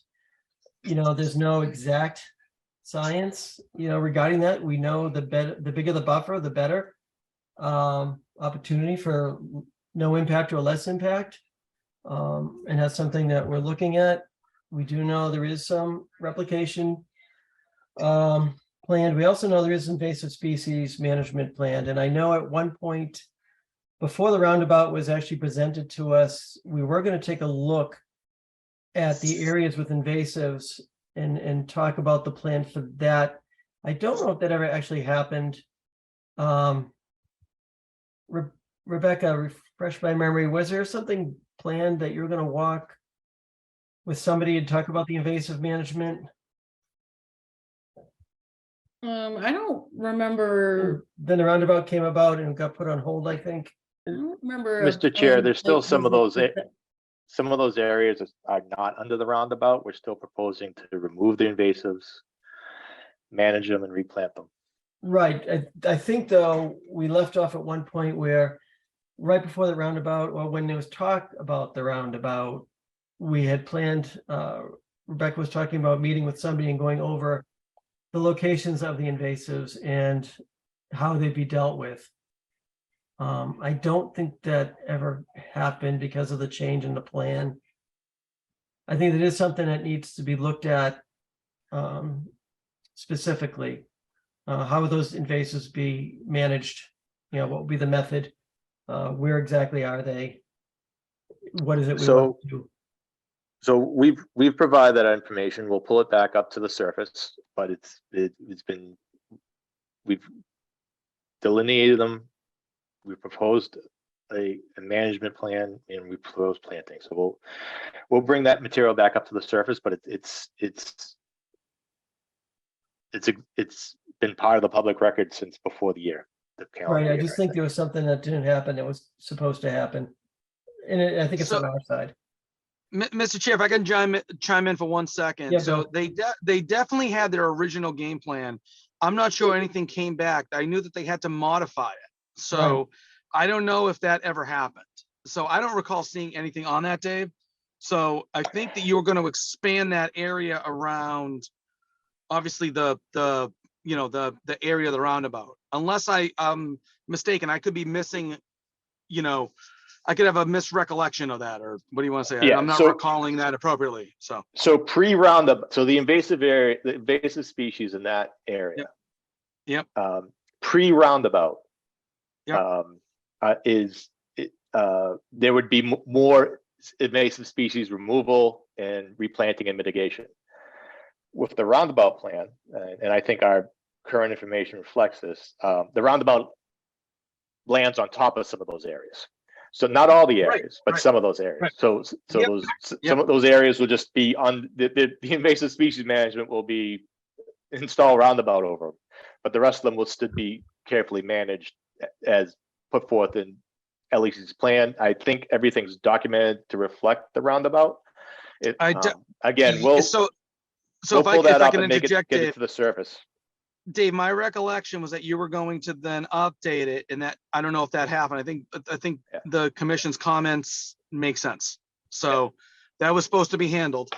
Again, that's not the invasive species thing is not my thing. So I'm assuming that's getting handled through, our peer reviewer. So, that change, if that wasn't made clear to them, and they didn't, approve the change in footprint, that would be something that I think that should be provided to the commission to clarify that.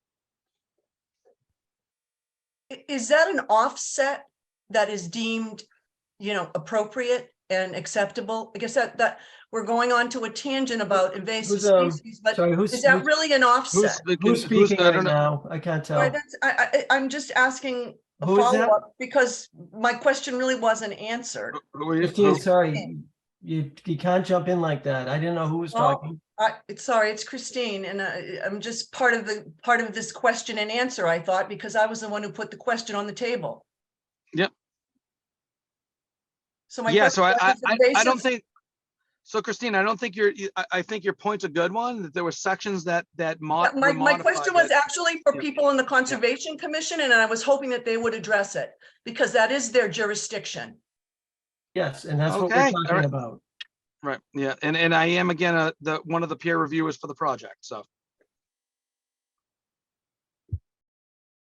All right, Mr. Chairman, if I may, this kind of mitigation is appropriate for unavoidable impacts. So the commission can look for opportunities to improve conditions on the site in exchange for impacts that can't be avoided. So this is a perfectly legitimate discussion to have and Agreed. to determine. But I also think we're muddying the waters a little bit. Sorry if I jump in, Matt, if you aren't done, but the question seems to be alluding that work within the buffer zone needs to be mitigated at some multiple of its of the work, similar to like a taking in a resource area. And let's I really kind of want that all to be us to leave there tonight to understand that clear. Like just because we do 10,000 square feet of work in a buffer zone, which triggers a filing of notice of intent, doesn't mean we need to do 13,000, 30,000 square feet of mitigation. That's right. All right, so we're all clear on that? Correct. Absolutely. Mr. Chair, if I may, this is Julie Barry. Just I forgot to mention previously, but Yes, Julie, go then ahead. tonight we had this issue with not having enough time, and I know there's lots of comments here, and the commission has a full house tonight. I noticed on the agenda that this project was allotted like 15 minutes, and we didn't even get started until like almost 8 o'clock. And I'm wondering, is it possible for the next hearing that we be given a larger portion of time so that we can get through not just the commission's questions and the conservation agents, but also to address the public on our road to getting some conditions written on this information that's been provided?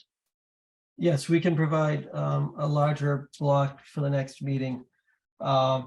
It's just that obviously we also have a lot of time sensitive Yeah, hearings that have all come in at the same time. of course, it's that time of year. So we're under We the fully 21 understand. day notice here. Bob, So- can I just take one thing? Yes, I know Teresa. we're trying to close. So I just wanted to read a section of the regulations. It's 310 CMR section 10.031. And what basically it says is that any person proposing to do any work in the buffer zone has the burden of demonstrating, and I'll go down to number 3, that the proposed work will within the buffer zone will contribute to the protection of the interest defined in the act. So I just want to remind the applicant that that's the burden that they have the burden of proof under the act to do that. Right, and that that's was usually all. met by the general performance standards, which we've met. Well, there's no performance standards for the buffer zone. There's for stormwater, and there's for Right. work in the buffer zone. And the general performance standards also, you know, the work in the buffer zone is not presumed, all right, we'll reply to that, Teresa. All right. Thank so, you. Thank you, Teresa.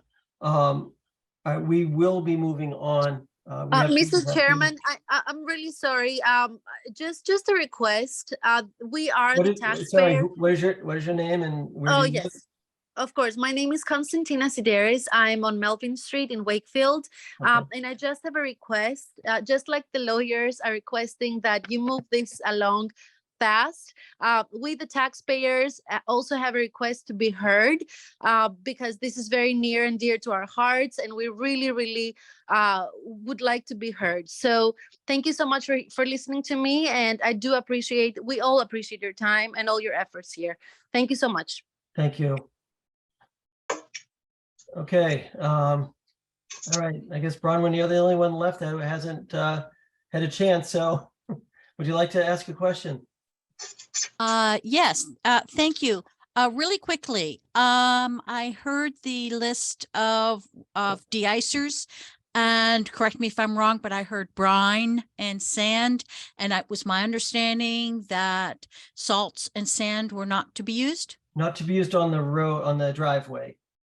Okay, so where would they be used? Mr. Chair, if I may. Go ahead, David. Again, the plan's the same since we proposed it and covered it in February. The driveway between the upper and lower campus, sand would be allowed. And sand would be allowed in the plaza areas around the school for pedestrian safety. And then the rest of the snow management plan, it's color coded with application rates. That's what's being proposed. People are taking to it. If the commission takes exception to it, we've asked for them to modify it, or feel free to give us their comments as they appreciate. We've investigated different chemicals A lot of them are not appropriate for the site or the temperature around here. But no, brine is being proposed at a low application rate. It's all laid out in the plan. It's one page. It's very clear. Okay, thank you for that. And who is going to monitor the runoff to enforce compliance? And would that be in the order of conditions? It is something that potentially could be in the order of conditions. And it's something we have kind of talked about in prior meetings as a potential. I suggest respectfully that this commission included in the order of conditions. My research is that I am not convinced that the roof runoff is clean and will not adversely affect the wetlands.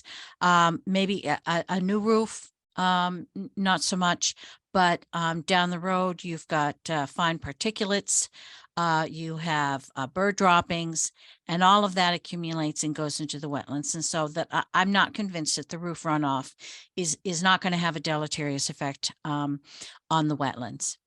Thank you. Thank you, Bronwyn. Yeah, not to go over it again and again, but I still do have some concerns with that roof runoff temperature wise and, other potential contaminants, even though roof runoff is considered clean from this end. We do know there's other stuff that could get in there, as you mentioned. And again, I am somewhat concerned about the potential temperature of that water getting to a vernal pool. But all right, so we really are moving on now. I'm sorry for anybody who has not had a chance to ask a question, but we are almost an hour late at this point, and we absolutely have to move on. We've got other applicants that have patiently been waiting for their hearings. So that being said, we will continue this to May 16th. Yeah, May 16th. We will plan a bigger block of time, for this particular topic. All right, so thank you, everybody, for your comments, contributions, questions, and we are moving on. Thank you. Thank you. Thank you. Thank you. Thank you. Thank you. Good night. Have a good night. Thank you. Have a good night. Thank you. Okay, Rebecca. Next up is 17 Butler Ave. Public hearing continued, notice of intent for renovations on existing single family to enclose a porch within a buffer to BVW. I see we do not have a file number yet. Is the applicant here for 17 Butler Ave?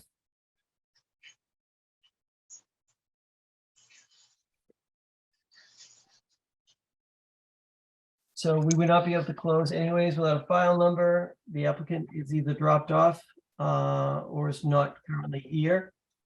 So that will be continued to May 16th. Oh, sorry, okay, never mind. All right, next is 1 Harrison Lane, DEP 313623. That has been continued per the applicant request to May 16th. So if anybody is here for 1 Harrison Lane, it has been continued to May 16th. Next up, we had 8 o'clock. We had DEP 313624, which was 572 to 596 North Ave. We did talk about Jason project earlier tonight with the DPW on that. That has been continued to May 16th. Is that correct, Rebecca? Yes, that North is correct. Ave. Mhm. And that is a 36-unit apartment building, if there's anybody here for that. Also continued.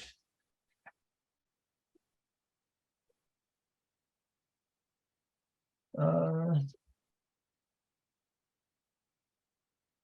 right, next up. We have DEP 313625, that's 1 Audubon Road. Public hearing notice of intent for the construction of a 3,500 square foot indoor skydiving facility, parking lot, utilities, stormwater management within a buffer to bank BVW and within the riverfront area within the buffer to BVW. Is the applicant here for One Audubon Road? Yes, good evening, Mr. Chairman. John Ogren with Hayes Engineering. Good evening, John. Good evening. Took me off guard. I thought I was gonna have a little while. I did too. No, that's good. We're only half hour behind for you. Yeah.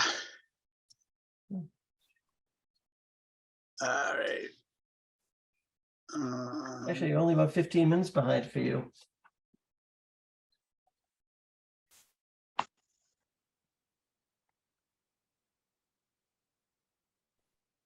All right.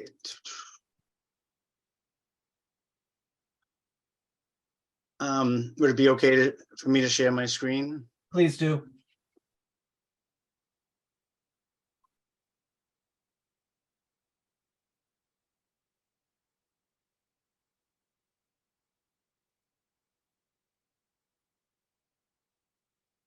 All right, so this project is located at 1 Audubon Road. Just to give you and orientate yourself, I'm sure most people are familiar with the Sheraton Hilton. It's located on the off-ramp of Route 128 to the south. There's Audubon Road to the west. There's Reedy Meadow to the north, and then Market Street is over to the east, and also the Saugus River is to the east. So essentially this property lies on the town line between Wakefield and Linfield. The total site is approximately 6.9 acres. It's zoned limited business. Like I said, there's an existing hotel on the site with existing parking. The topography on the site is essentially the area I'll be zooming in on this area in here.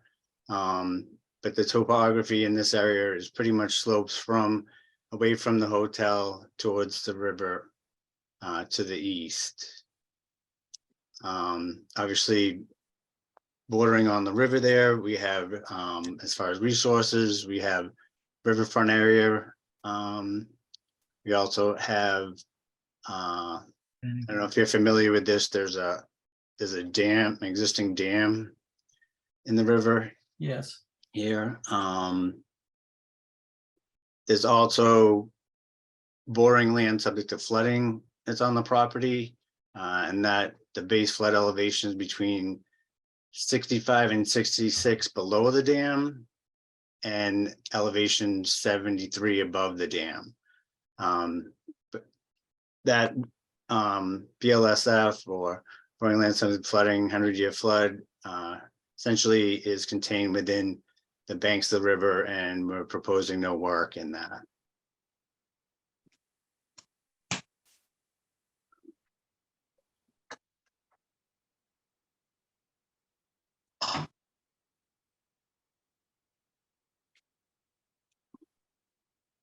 Should focus too on, as I said, this is the area that kind of the focus is for the project. The majority of the site is staying pretty much as is. So the section of site that we're focused on is down here. What we're proposing is a redevelopment project within the riverfront area. It's a proposed indoor skydiving facility with associated parking, landscaping area, stormwater management. Proposed building is 7,500 square foot footprint. We're proposing 15 parking spaces out in front, and stormwater management as it is now.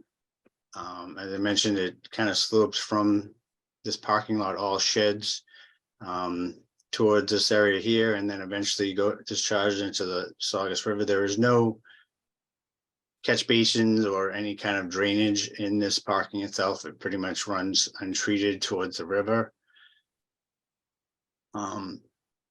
So we're proposing a stormwater management, a double graded some catch basin to collect runoff from this portion of the parking lot, running it through a barracuda, which is kind of like a storm scepter, basically for treatment.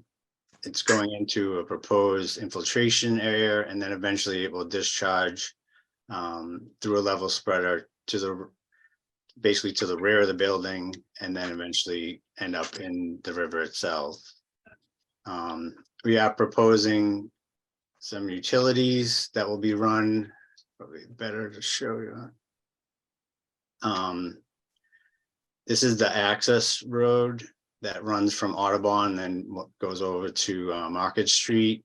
This access road has sewer and water, and we're planning to tie the sewer and water for this proposed building into those existing utilities. In terms of, I should back up 1 second. So in the existing condition, you'll see that this area that we're kind of focused on is currently, majority of it is paved. We're proposing removal of a substantial amount, about 9,600 square feet of pavement is being removed in this area.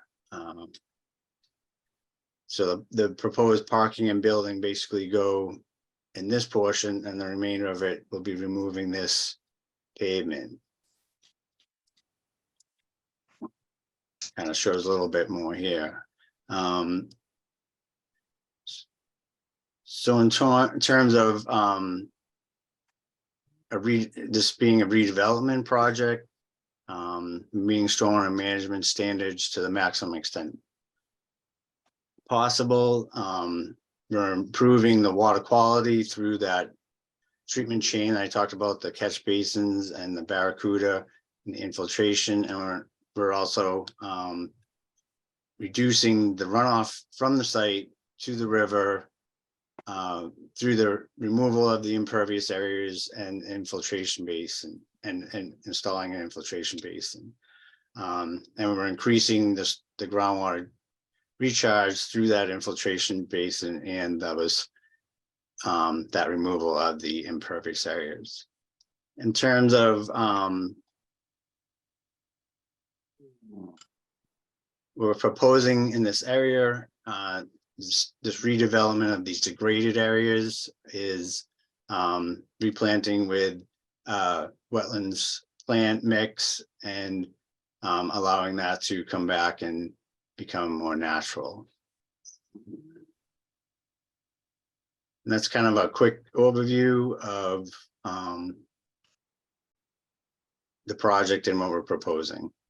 Hey, John, what is the net difference in the impervious removal versus what will be there post? Yeah, so that's the removal of impervious areas is about 9,600 square feet. Okay, and then how much will be back for the building and sidewalk or whatever? Um, I guess I'm asking what the net Right. is. yeah, I think maybe in terms of, that's just in terms of, I'd have to, I don't know that I have that number. Okay.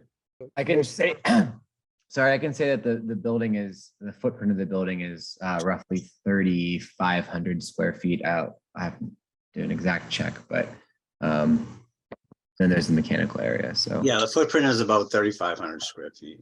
So a net rough savings of 6,000 square feet or something to that magnitude. Approximately, yes. Yeah, okay. But the majority of the new building is going on top of already paved. Correct. Existing paved. Correct. Right. It's already paved in that area, so Why was it paved? Was it paved for additional parking? There was parking there. I remember there were containers and trailers and stuff at one point over there. I don't know if they're still there. Yeah, there's still right now, well, I don't, supposedly removing them. Yeah, there were a bunch of storage containers that were stored over there. I think originally that was like a helicopter pad. They used So that bef- area. yeah, before I know I talking to Ashok and he kind of spoke to this during last week's ZBA meeting. The containers are there as sort of an artifact to work that got frozen during the pandemic that they wanted to, increase, do some of the landscaping. I think they were going to do some rectification or remodeling of the hotel and maybe add up and work on a pool or something. No, a pool was older. Anyways, there was a bunch of works they were planning to do and they were storing stuff in the containers and everything shut down for COVID. And then the containers just got marooned there. So. And Anthony, can you identify yourself for the? Oh, record? yeah, I apologize, guys. I had stepped away for 2 seconds. I came back and this had started. My name is Anthony Joya, and I work for iFly Indoor Skydiving, the Sky Group here. So I'm here on behalf of the wind tunnel facility in Proposition. Thank you. Of course. John, the storm drain in the parking lot. So everything would drain already to that point, or are you going to need to regrade that portion of the parking lot? Yeah, I mean, as it stands now, if you go out on the site, this is the existing. Okay. It pretty much runs down through the parking lot. You can see there's actually some cuts in these islands to allow the water to flow through. And the water flows through, basically runs along the curbing here and then discharges down into this paved area. And you'll see there's kind of an area right in here where it's kind of eroded, where it eventually runs out into the river itself. I think it shows a little better on this plan.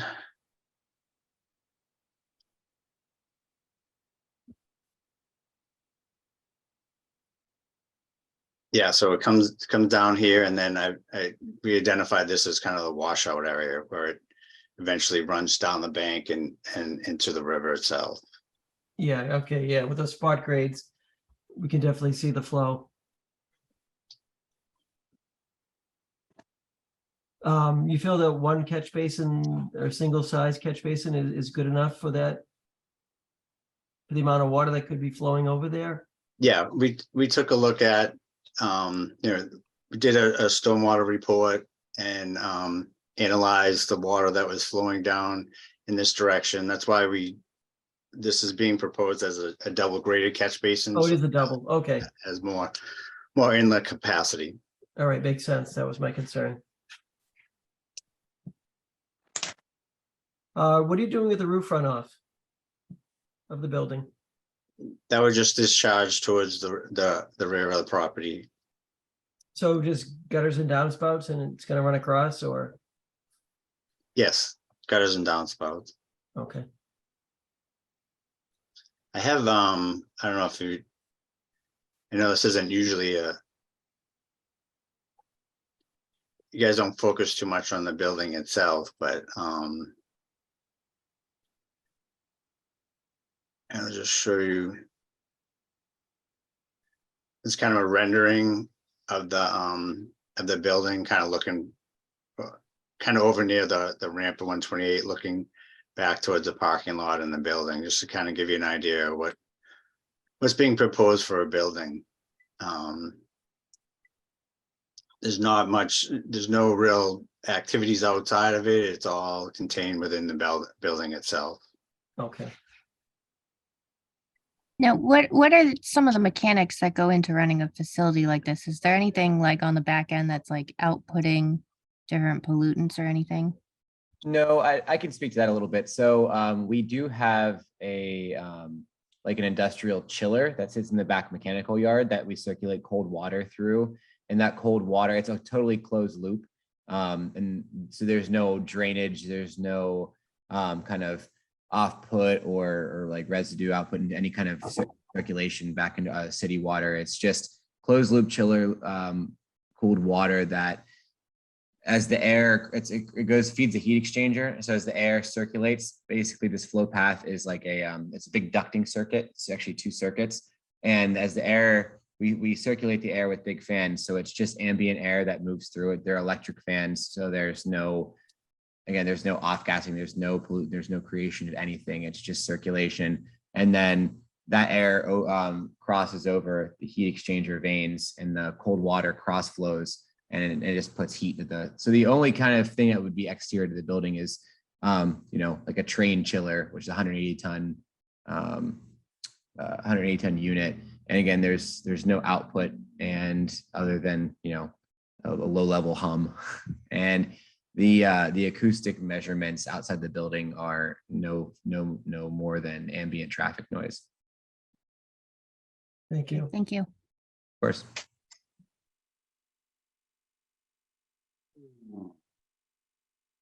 Could you flip back to the proposed, John?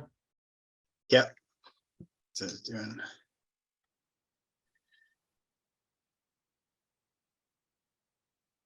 John, is the 9,000 square feet you're talking about, does that remove all the asphalt down this, around the building, or is it all the way along the river too? Yeah, it's How far down does the asphalt go, I guess is what I'm wondering. Maybe pop back to the original, the current condition. Okay, so that whole triangular shape. That's the asphalt area. So that's what would be coming out, that area. right. This asphalt will be coming out. Some of it will be the building, and some pavement will be added to, for the additional parking. Yeah. I think the numbers came out, it's about 8,400 square feet of pavement that's being removed in the riverfront area. Okay. Now, can you go back to the other slide, just so I can just to see, to get a little bit of a. What did you say was the height differential between the water on the low side of the dam and your grades? It's 65, and it ranges from 65 to 66 on the low side and 73 on the high side of the dam. Okay. So this is a redevelopment then? Is that what we call Yes. the standard here? Yes, this would be a redevelopment, and we're improving the degraded areas. In the notice of intent that we submitted, we went through the riverfront area and looked at A through F and kind of explained each one of those. I can go into those if you want, but essentially we're going back to relying on F and G, which is basically taking the, G, which is even more restrictive, is you need to replace 2-to-1 degraded areas. And what we're proposing here is showing almost 9-to-1 in terms of restoring degraded areas in the riverfront. Yeah, F is the applicant must restore an area of riverfront equal to 1-to-1, the area of non-conforming with the above CDE, blah, blah, blah. Restoration shall include removal of debris, but retain trees and mature vegetation, grading to reduce runoff and increase infiltration, topsoil at a depth consistent with natural conditions, and seeding and planting for erosion control, followed by planting of herbaceous and woody.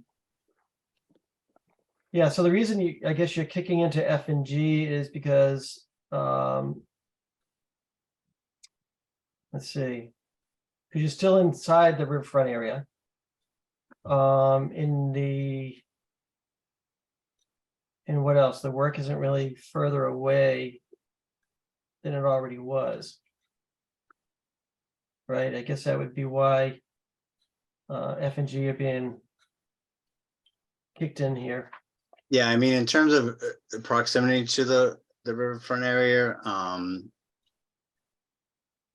as it is now, the current disturbance, basically the paved areas is about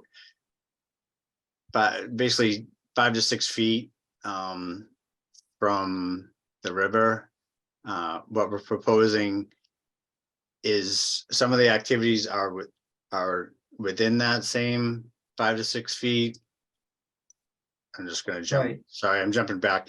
It has to deal with the stormwater management, the piping and the level spreader, the closest proximity. But the building itself, you can see here, it's 16 feet from the top of bank or the edge of the river. Right.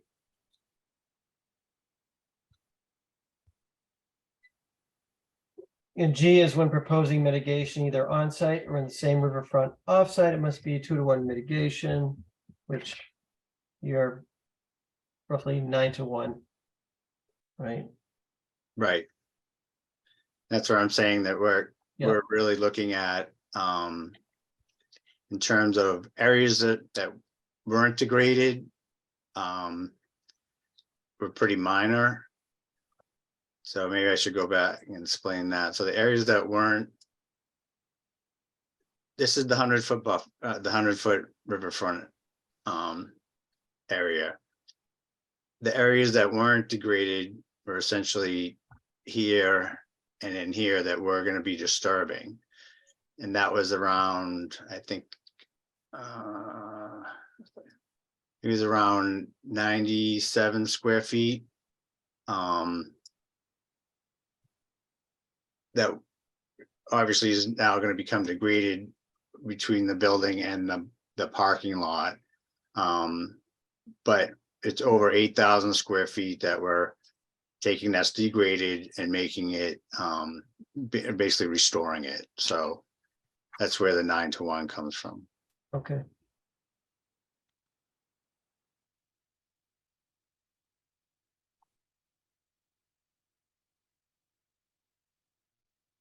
You guys want to do a site walk? Sure.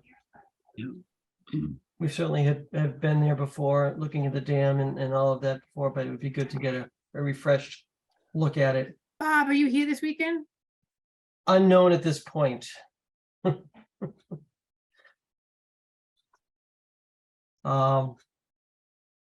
But certainly available weeknights with the extended daylight we now enjoy, though we do have, what, 3-4 days of rain, I think.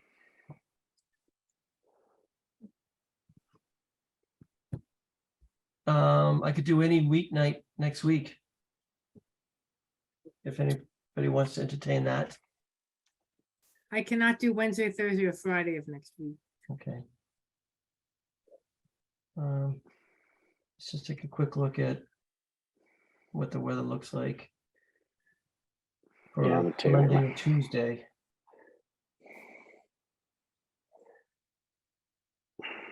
Yeah, it looks good all early next week. Weather-wise, looks great. I mean, we're talking high 60s Monday, Tuesday, Wednesday. I think Mhm. chances are we're gonna schedule one for 10 Broadway and 8 Thistledale Road as well.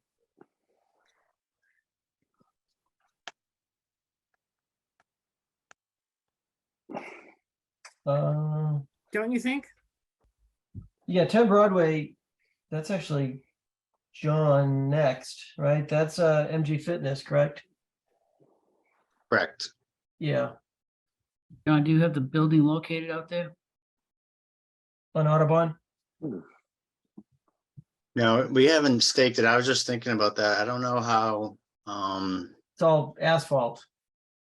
well, yeah, and depending on the containers, I don't know Right. how easy it's gonna be to actually stake it, but we can give it a shot. He Can said you, it's, can you chalk it? Right, if it doesn't rain? Can you overlay the proposed building on the plan on top of the existing parking? That'd be great too. That way we can use parking spaces to try to figure where we are if they're not covered. Do you wanna overlay the proposed over the existing? I'd Yeah. like that regardless of what you could do on the ground. That Yeah, way we would can be kind of helpful. figure out where Good we are idea. in space. Yeah, like I said, we can give it a shot to try to get I just don't know that we're gonna be able to get all the corners in if they end up falling, on top of a container or something. Right. He said they're taking on the containers out, didn't he? And unclear when though, Jim, Yeah, not by, not by Monday or Tuesday of next week. yeah. We can have it staked out by Tuesday. All right, so would Tuesday work for everybody? I might not be around on Tuesday, but that's fine. Is Monday a better day? Yeah. Really? I me, wish I no. could say yes. I'm Oh. so sorry. Okay. I can take a I'm walk with- by myself I'm though. with you, I'm with you, Haley. I am.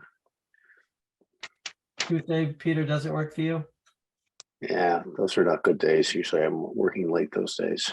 Tressa, did you say Yeah, Wednesday worked? No, I have my Oh. daughter's graduation. It does not. Okay. Sorry. Yeah, weekends always work better for me. I have all day free for a All weekend. right, so you know what? Plan it around what works for you guys. I don't know. If the Peter, are you weekend is available on the weekend? Yeah, weekends are good for me. Yeah, same here. And Jimmy and Haley, is this weekend work on, how about Saturday morning? Okay with me. I am already signed up to volunteer help with Wake Up the Earth Fest in JP on Saturday. Wow. Sorry. We want JP to be woken. Yes. Sunday work for you guys, ladies? No, And I was like, Paul, does Saturday work for you? Saturday would work, Sunday would not. Okay, so 4 of us can meet on Saturday, right? Is that right? It sounds that way. Mhm. Okay, is 8 o'clock too early? 8 o'clock Saturday? Well, John, could you get it Oh staked yeah, out could you by get Saturday? it staked I'm sorry, by Saturday, John? I'm sorry. What? Yeah, we'll get it done by Saturday. Let's make it 9 Teresa over there. All righty. All right, for those that can make it. That was a good, I like that comment. Yes. 9 o'clock on Saturday. Can we get a calendar invite for that? Because that always is good. I can put it on my calendar right now, I guess. Rebecca's probably sending it right now. Would it be possible just to walk out there on Sunday at some point by myself? Sure. No. Is that trespassing? Is that okay? We can talk, if worst case, I can talk to Ashok and let them know you guys will be out there at various times and there should be no problem.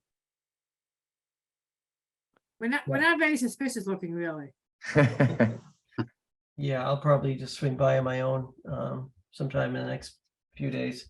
Me too. All right, so 9 o'clock Saturday for those that can make it. And John's going to try to get it staked out. And John, you'll overlay the proposed building on the existing conditions drawing for us. Do we, in terms of what we're staking out, is just the building sufficient or? Yeah, I would think so. Unless anybody has any objections. Go with that. As many corners as you can get. Fair enough. And if you can't get one of the corners, you can always have an arrow say 23 feet this direction. Right. North corner, yeah, or something like that. John, you'll be there, John?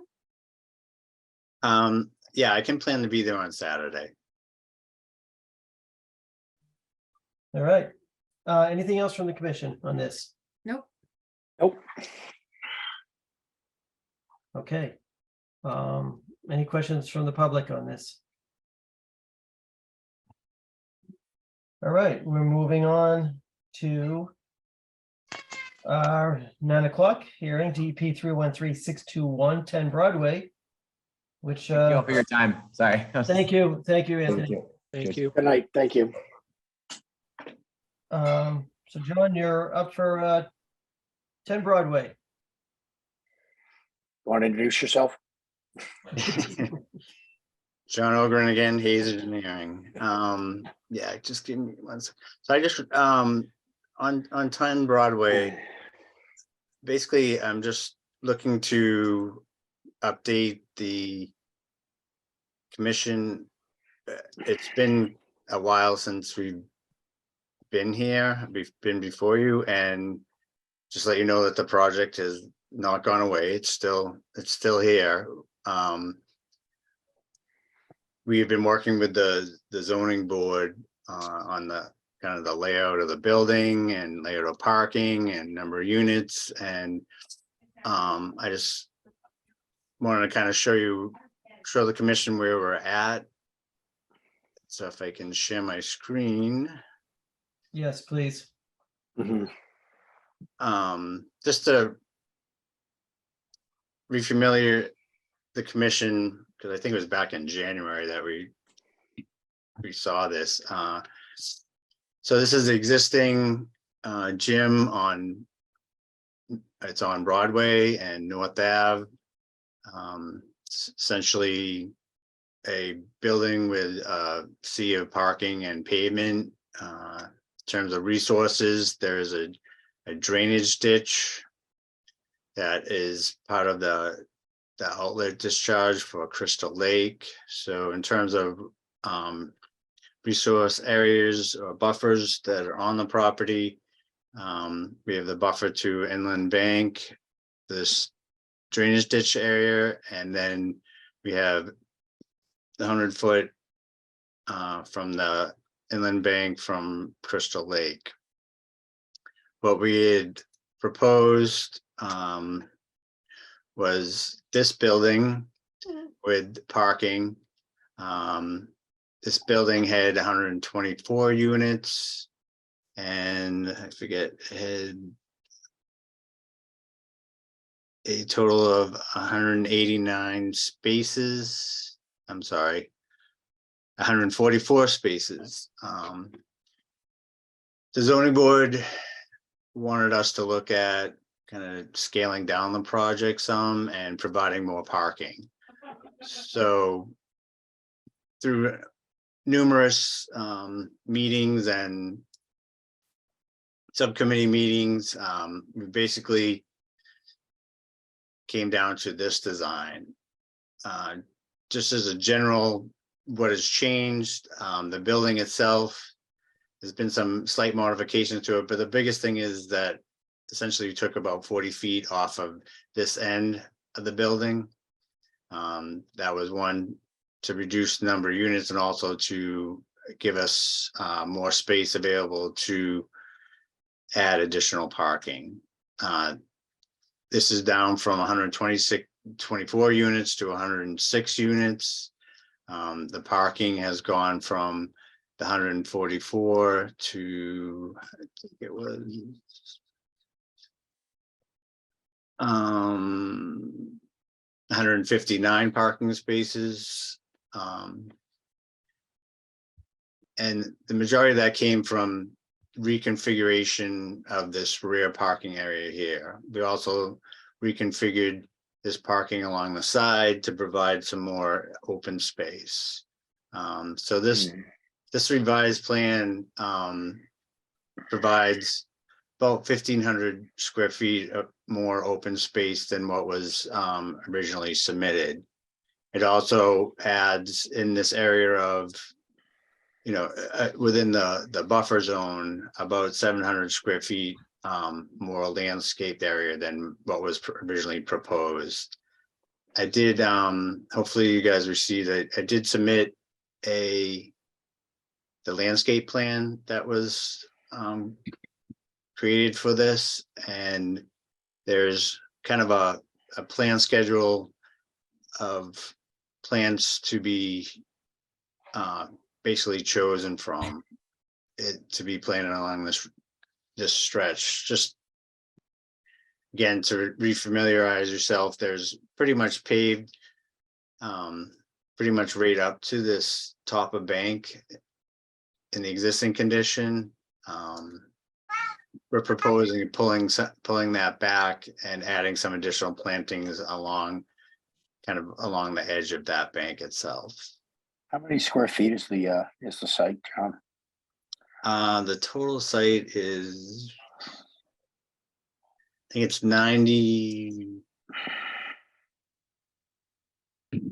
99,372 square feet, or about almost 2.3 acres.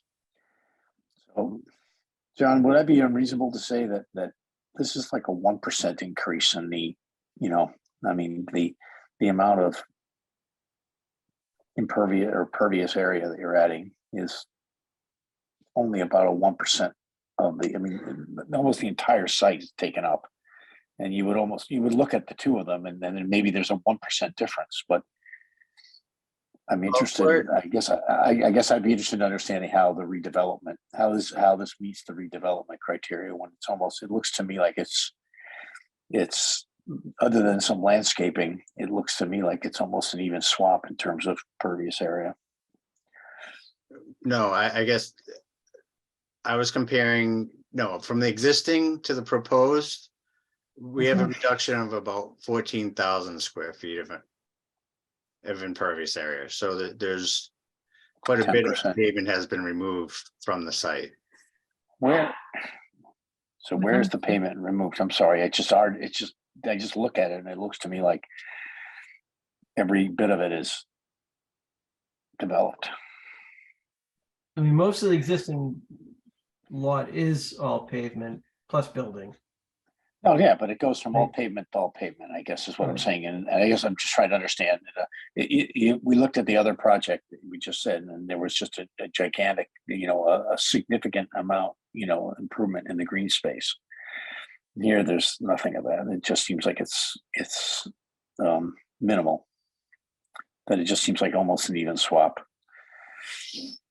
And I just don't know if that is what we would expect from redevelopment. Redevelopment, you're looking for, I think, aren't we looking for something more material than that? I think more green space would be great as well. And I think residents living there would appreciate more green space. Well, I think I think the removal of 14,000 square feet is pretty significant. Where is the 14th? I mean, I guess I'm looking I guess what I'm looking at, like if you look at the very front where that circle is that green space, or does that looks like to me like there's a lot of concrete and pavers, and that looks mostly impervious. And then the part. John, just like we asked for the other project, it'd be helpful for you to superimpose on this new plan where the old impervious surface was, right? I mean, so we can see the difference. Because I guess what I'm saying is just you look at it. It just You looks gotta like start looking at, you gotta start looking at the resource areas. The whole site is not a resource. Good point. It How might big- help to look at the sketch layout plan. That's a little, John, if you could put that up, that's a little brighter on green versus building versus parking. It'd be good to look at a plan that's showing the resources. Yeah, I agree with that. The resources are on appreciate that sketch layout plan as well. He's got the buffer line, the buffer zone and the inland bank line. drawn in. Yeah, so I can the see the email that other- was sent tonight has the two different views. What Ken is saying is much easier to look at. There it is. Is that it? Or is that? No, No, the John, other how one. many stories is this building? John, how many stories is this? Is this This parking on the first floor? Yeah, this is total of 5 stories. The first level is a parking garage. Okay. and can you pull up that plan that Ken just talked about, John? The first attachment in the email? Sketch layout plan. This one? Yep. That's the So old one, I- isn't it? Yeah, no, that's the new one. So is that, if you look at Oh, the you're asking semicircle, for, hold on. That was the if old you're one. looking at the red semicircle, the This red one? semicircular, That one, yep. yeah. But if you're looking at the red semicircle, that's really the resource area, right? So everything to the right of that, is not really jurisdictional to us, right? Am I Well, saying that right? that is what is that? Is that a buffer? 100-foot buffer, is that red semicircle? red, thing? yes. 100, that's the 100. Is that the only resource area on the property then? Everything to the left of that? This would be outside the 100-foot buffer. Okay. correct, So yes. most of the property is outside the buffer zone. So that point is well taken, that the And it's That 100% point is- asphalt right now, right? So in the existing condition, this is pretty much paved right up to the bank, all Okay. along the edge. So we're adding this green space back to the buffer. Mhm. And relative to the resource area, it's actually a pretty significant part of the resource area is going to be green space, relatively speaking, because you're only looking at a resource area. I mean, we're not looking at the 100 square feet. I mean, you're saying the resource area is maybe 20,000 square feet or something, and so therefore, okay, I appreciate now why the comment that was made that it's not fair to look at it as a 100 square foot redevelopment. It's really, the redevelopment is really within the buffer zone. So there's really two buffers here. The 100 foot to the lake is the line to the left. There we go. Mhm. And that's mostly that's very little of that is disturbed. Correct. And then the other buffer zone is just the buffer zone to that. And John, you had said that's a one-way street. That's water from the lake going away from the lake into that drainage thing, not Right. the opposite, right? Okay. Right, there's a discharge structure here. And there's a pipe that runs from that to this ditch, and then there's another Okay. pipe that runs down underneath Broadway. Okay. And So we what is that small established in the body last- of water again? What is that? We're basically saying it's a drainage ditch, and the resource is inland bank. There's not much there in terms of vegetation there. Is it perennial? Yes.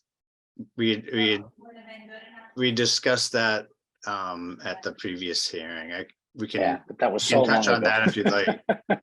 No, but it was, I do remember we were talking about which way the water flowed and that water is only going away from the lake and it's not going toward the lake from the site, which I thought was a helpful piece of information. So that's a piped connection, John, from the lake to that. Yeah, there's a control structure that, and then it's piped underneath the railroad tracks for the MBTA are in here. It's piped underneath the tracks to this, and I'm not quite sure why they left this little section open. And there's another pipe from here, Yeah. continues on down. Okay. So is that an overflow for the lake or is that, what is that exactly? Yeah, it's a discharge for the lake. But it's like, what elevation is that at? Is it always discharging? Yes, I believe it is. Or is it only Yeah, at a that's certain what- high water mark? It's a regulated elevation, isn't it, John? It's The lake? Yeah, town- that I don't know. the town controls the elevation of the water in Crystal Lake, I believe. Is that how they control it right there? Yes, Yeah, right there. yes. What is the 100-year flood elevation? The 100-year elevation of the lake. Well, the stream there is, I'm trying to figure out why you have one floor that's all parking. I don't know if that was a reason for that. Oh, is there BLSF there? No, it's any BLSF would be contained within it. There is no, this property does not show on the FEMA flood maps. Okay.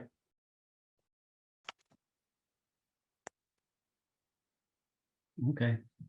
Well, this looks a lot different to me. This puts it in a different light. Actually, the way the color coding is easier to see. Yeah, it's come a long way from the original proposal.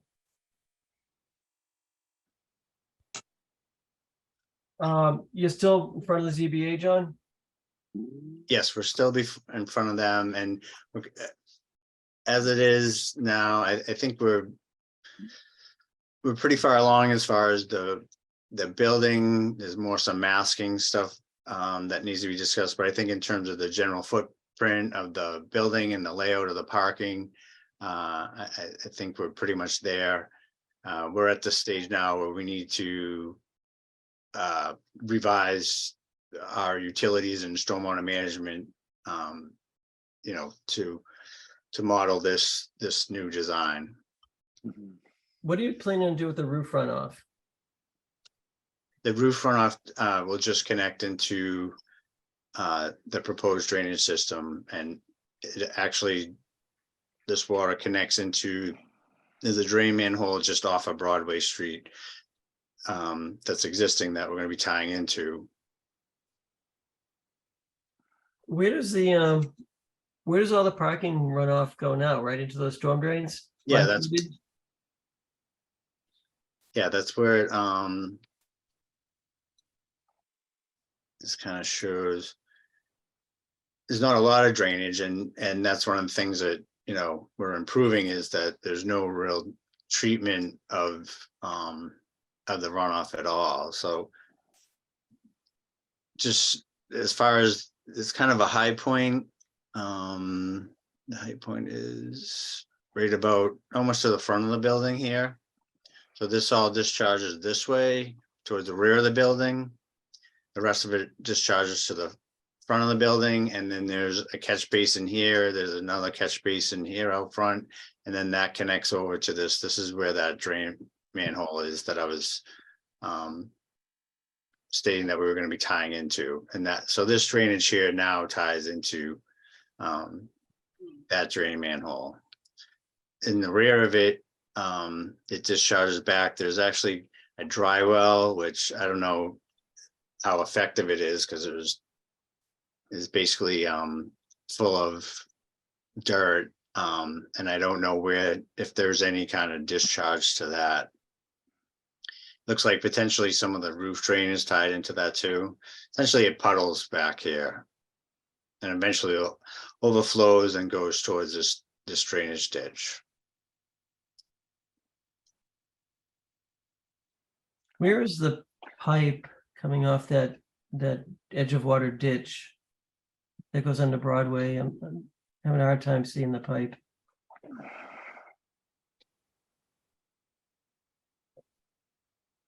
There's actually like a sluice gate that's right here. Okay, So that's where we're able to locate. We weren't able to actually get to the pipe itself on this end. okay, but it goes under Coming from the Broadway. lake, it's an 18-inch pipe that comes from that direction. Yeah, and this goes under Broadway, then it goes under the junior high school. Is actually a kind of a box culvert Yep, that goes underneath Broadway. There's a couple pipes that tie into it. There's a 12-inch comes in from this direction, and then the 18-inch that comes in from our property, and then the pipe that's coming from the lake itself. right. Yeah, it goes right under Broadway, goes under by the DPW. Right, It goes under the Galvin. Galvin, yep, It makes its way over to Shaw's, basically. correct. Yep, Yeah, it kind of ties into just before it goes under North Ave over by the DPW. yeah, There's another I don't know what stream or river, I don't know which it is, comes from this direction, and that kind of converges just before it goes underneath North Ave. right.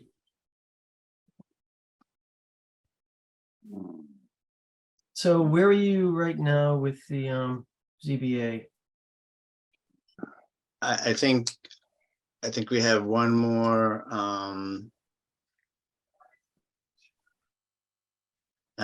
hopeful that in the next meeting we'll have wrapped up majority of it, and then it's just really kind of working through the details with them.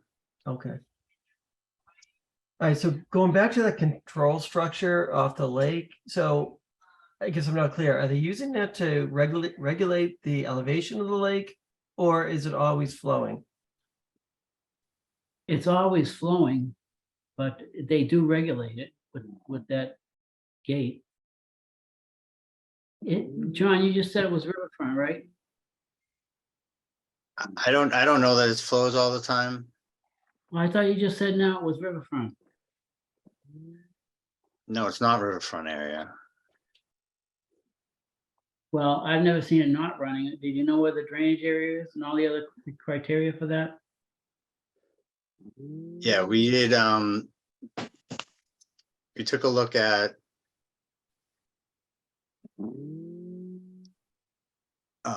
the watershed that's tributary to Crystal Yeah. Lake. Yeah. So this is Crystal Lake. It's a little hard to see with all this.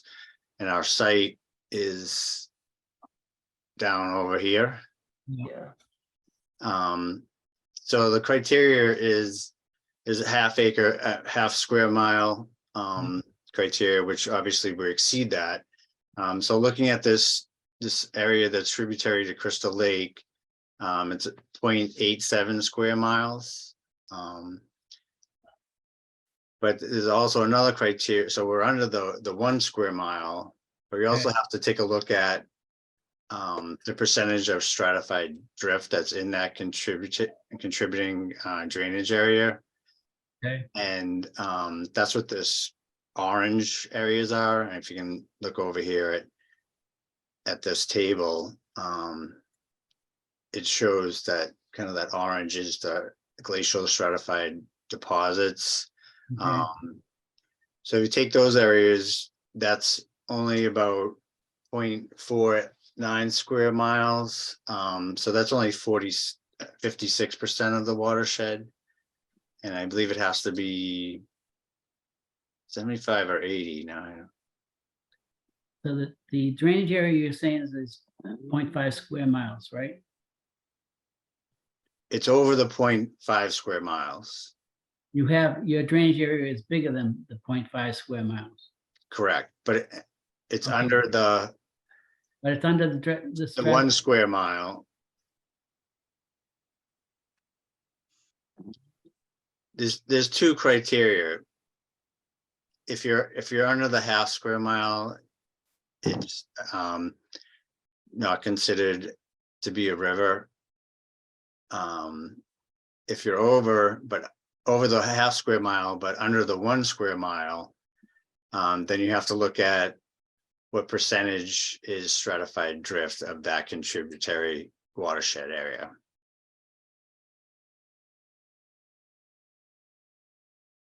Okay.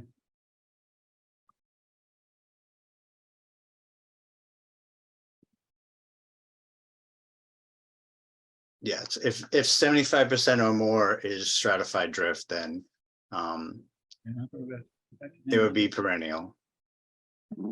I find it hard to not. We're at read. 56%. Yeah. Hmm.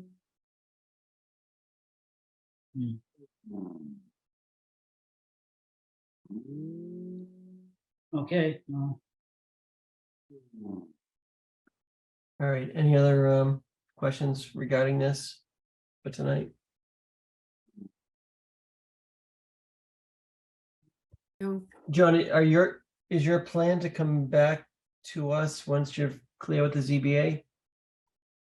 Yeah, my plan would be to, like I said, we need to, our next step is to revise the drainage, stormwater management, and then run that by engineering, and then I would say we would be back before the commission.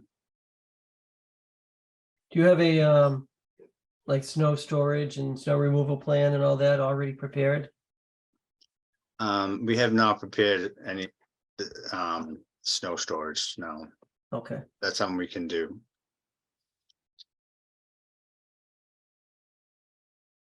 Okay. Any other questions or requests from the commission? Nope. Anything from the public?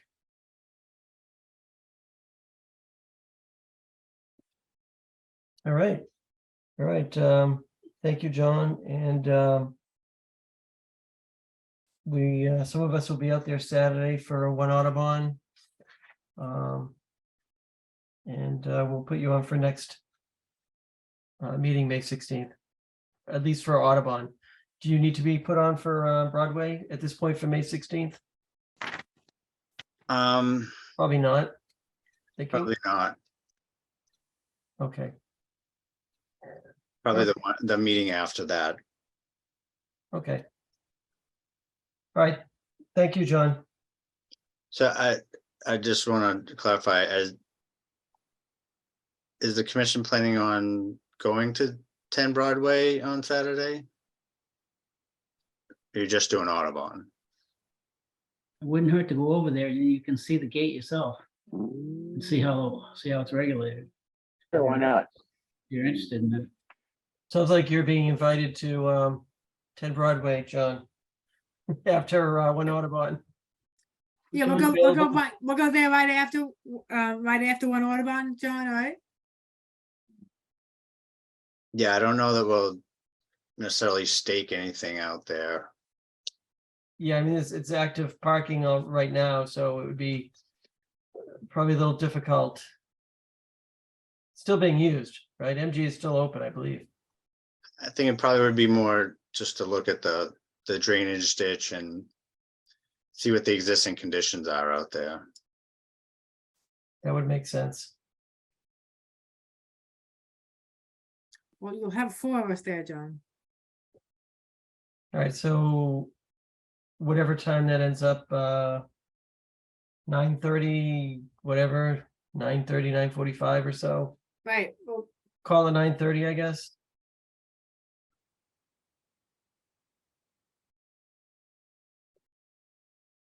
yes. Okay. For those that can make it, Rebecca, we'll send out the invite. She already sent out the invite for 9 o'clock at One Audubon. And she's doing this one right now. All right, so thank you, John, and see you Saturday. Yeah, you haven't gotten rid of me yet. One you're there more. for 8 Thistledale Road? Yep. All right, we are actually only about 12 minutes off schedule. So next is DEP 313262, 8 Thistledale Road. Public hearing notice of intent for the construction of a 16 by 32 foot addition and a new deck and stairway within the buffer to inland bank. All right, you've got the hat trick going here, John. Yep. You want to introduce yourself? John Ogren, Hayes Engineering. I'm getting better at it. I'm sorry, who is this again? Are you the only engineer there? All right. All right, so this is essentially a buffer zone project. It's an existing house and lot on Thistledale Road. Just to kind of orientate yourselves. So we're here on Thistledale, there's Vernon Street, you get the railroad tracks. And so as far as resources on the property, there's an intermittent stream that runs along the rear of the property, and there's associated bordering vegetated wetland. And this stream is essentially connected to street drainage off of Vernon Street. So there's no associated upgrading wetland with this stream. So this runoff is basically runoff from the street drainage. As I So said, it only flows when it's raining. Basically. yeah, it only flows basically when it's raining. We had done some work on this is in the past on 10 Thistledale, which is next door. And we had looked at the watershed to this, and it was only about 4 acres, which is like 0.06 006 square miles. It's, you know, it doesn't show up on the USGS, so definitely looks like an intermittent stream. So as far as the activities, there's an existing house driveway, that's kind of in the lighter beige color. There's a concrete area in the back. And what's being proposed is an addition to the rear of the existing house, a proposed deck. This existing deck is going to be removed. There's a porch off of to one side of the existing house that's going to be removed. So basically the activities themselves are a good distance from the wetland itself. There's no proposed activity within the 25-foot buffer, and this proposed addition and deck are just into basically 50 feet from the wetland itself. I know there was a site visit already out on the site. I believe Elaine and my father, Peter Ogren, was out there, and Elizabeth from our office, and they kind of reviewed these wetlands flags, and they took a look at the soils that were out there, and this darker green line is essentially the wetlands flags based on the edge of the wetland, based on soils, and that's reflected in this 25-foot and 50-foot buffer that's shown on the plan. Now, what's the square around the existing shed for? I'm sorry to be. It's a paved area that's around that shed. Okay. Will anything happen to that shed, or is that shed going to stay just as it is? We're not proposing, any changes to that. Okay. So basically, you're just going within. So nothing you're doing is anywhere near the 25-foot buffer, and very little of it is within the 50-foot buffer. That's your point, right? Correct. Okay.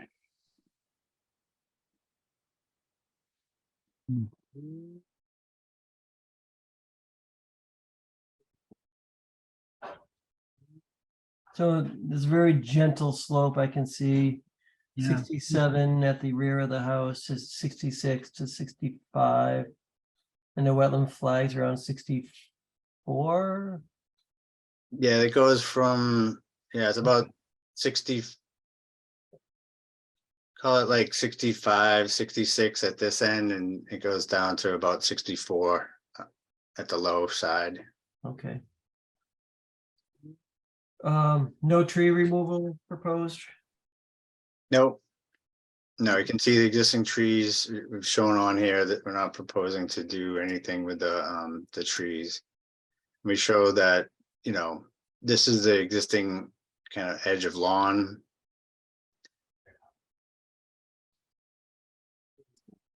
Full basement for the addition, John?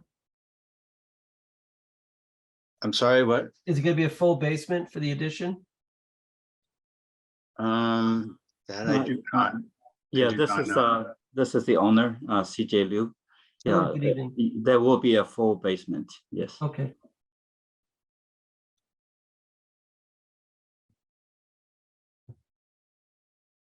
Wow. All right, so we'll be removing material off-site during the excavation. Do you know what the water table is? John? No, I do not. Because I mean, you're only, Three. if the stream is at 63 and it's around 69 where the house Yeah. is. Well, let's see, this is the top foundation in the back here is Oh, top. 71-ish, so probably be 6. Yeah, it'd be close to 64-ish would be the basement floor. Yeah, roughly. okay. Yeah, I Wow. mean, we have the actual, if you see the actual stream is down, looks like it's down around Yeah, 64, 63. yeah.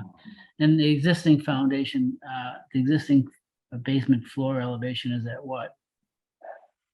Does he get water in the house, do you know? There, actually, the interesting thing, this is probably Dry's house. So after we move in, we had, I think 04, we had some water situation, but ever since then, our sump pump is bone dry. Everybody's pumping water during rain. This Except is for you, one of right? the only house that doesn't pump anything. There's nothing in the well, yeah. Well, when you put the addition on, something might change. Yeah, it might. So the addition, according to the design, the back, the bulkhead come out of the proposed storage. It's Yeah. literally, almost the ground level. That's pretty, that there's not much buried under dirt. It's like 3 steps to get out or something. Yeah, you'll probably want to have a sump. Yeah, we will built in have the a sump addition. pump on each corner, yeah. Yeah. Diagonal, so that we make sure that that doesn't happen, that would Right. be catastrophic. Yeah, yeah, you're right. Okay.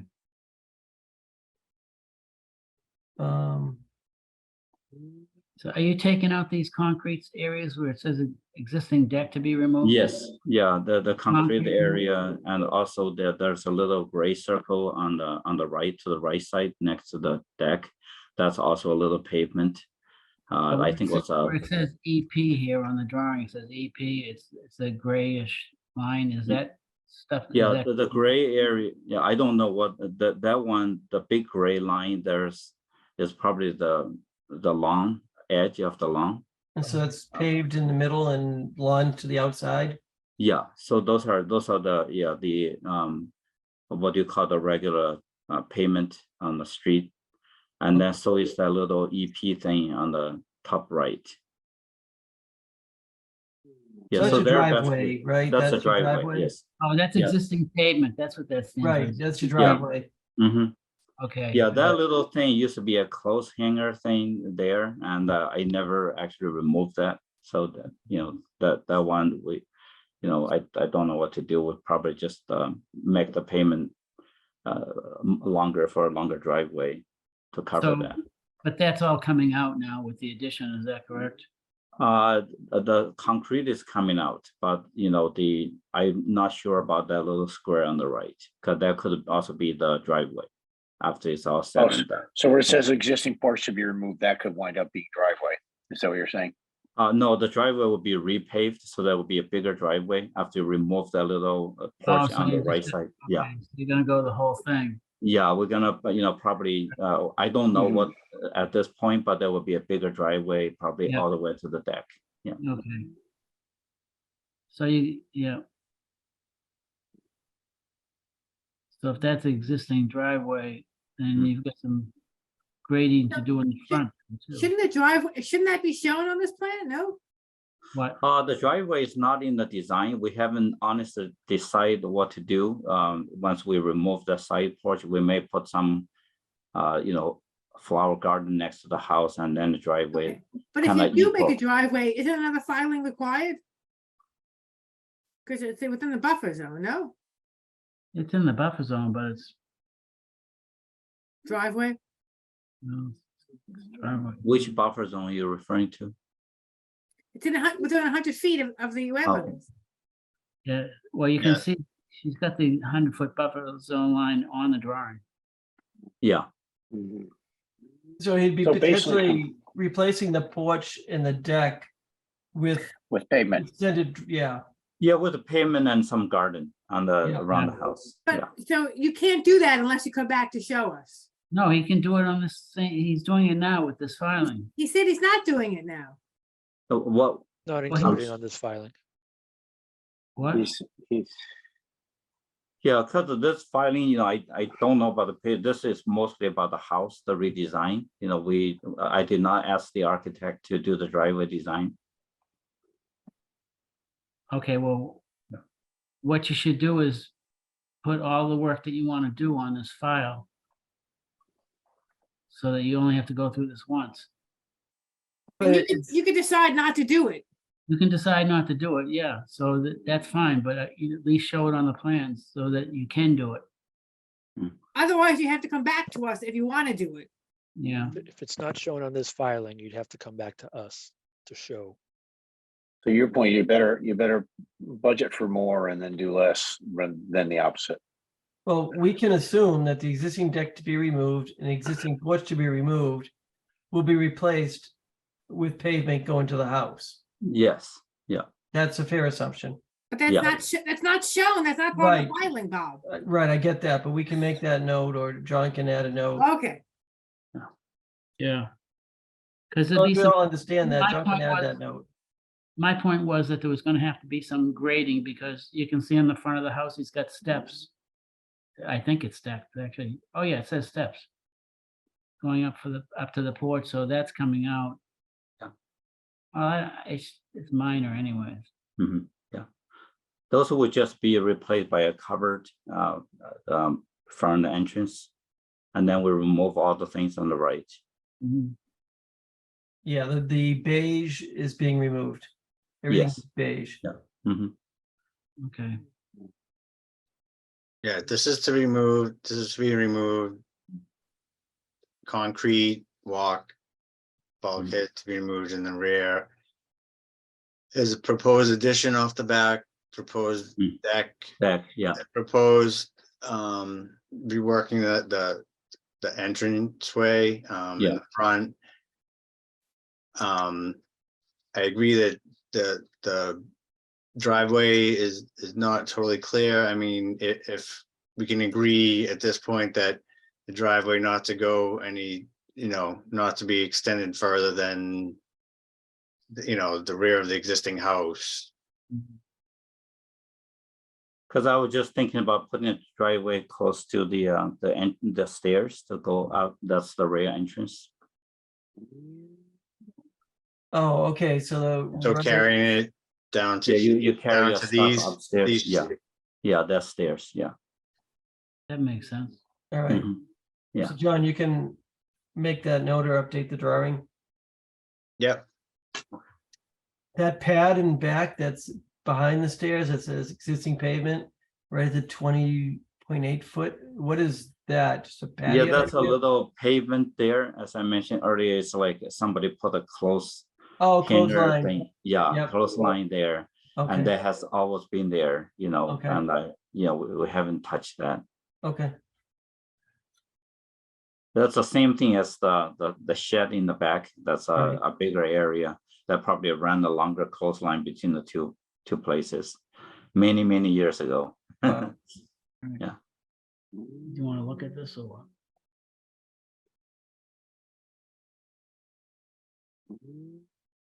Yeah, you can plan on Saturday after At 10 o'clock.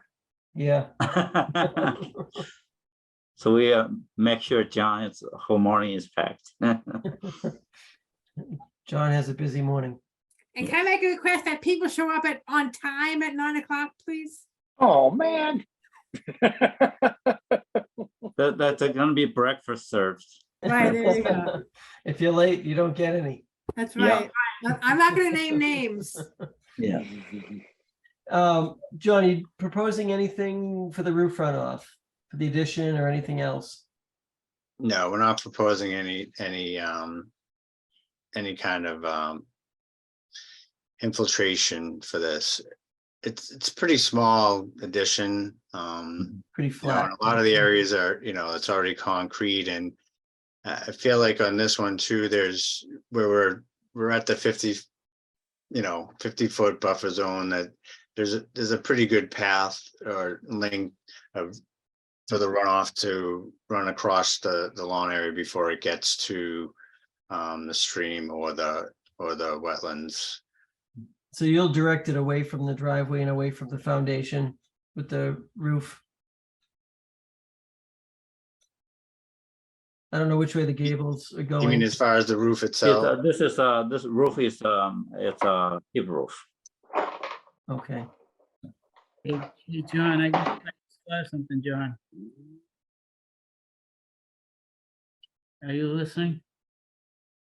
I'm sorry, what did you say? I just thought of something. The town has that bylaw for 50 feet from a stream. from a bank. Do you know about that bylaw? I do. So that it's bylaw 190-31H.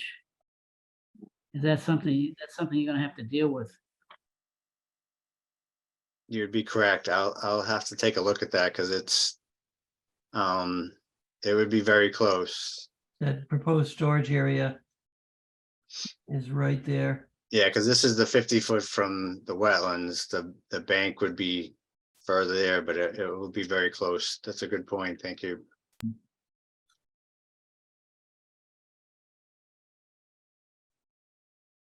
All right, any other questions or requests for this? Well, he would have to pull a building permit. The building commissioner would, should flag it, right? Oh, yeah, but you wanna make sure you can, before he goes through all this, it's gonna be allowed. Hmm.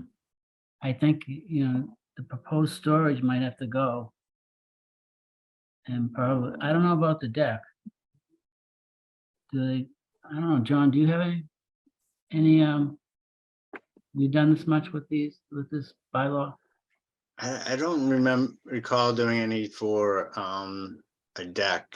Yeah, so maybe it's just the storage area. Yeah, I think the deck would be exempt, I think. You can check with the building inspector. Yeah. Yeah, I think it says something like structure. I'd have to look up the definition of structure. It includes deck. Yeah. Yeah, I know that.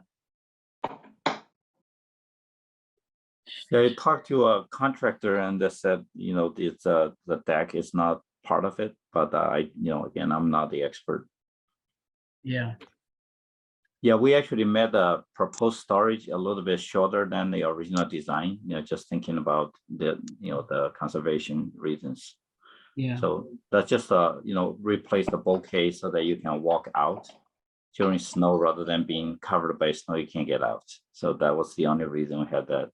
It's more like a walk out dog, they call dog house rather than storage. Mm-hmm. All right.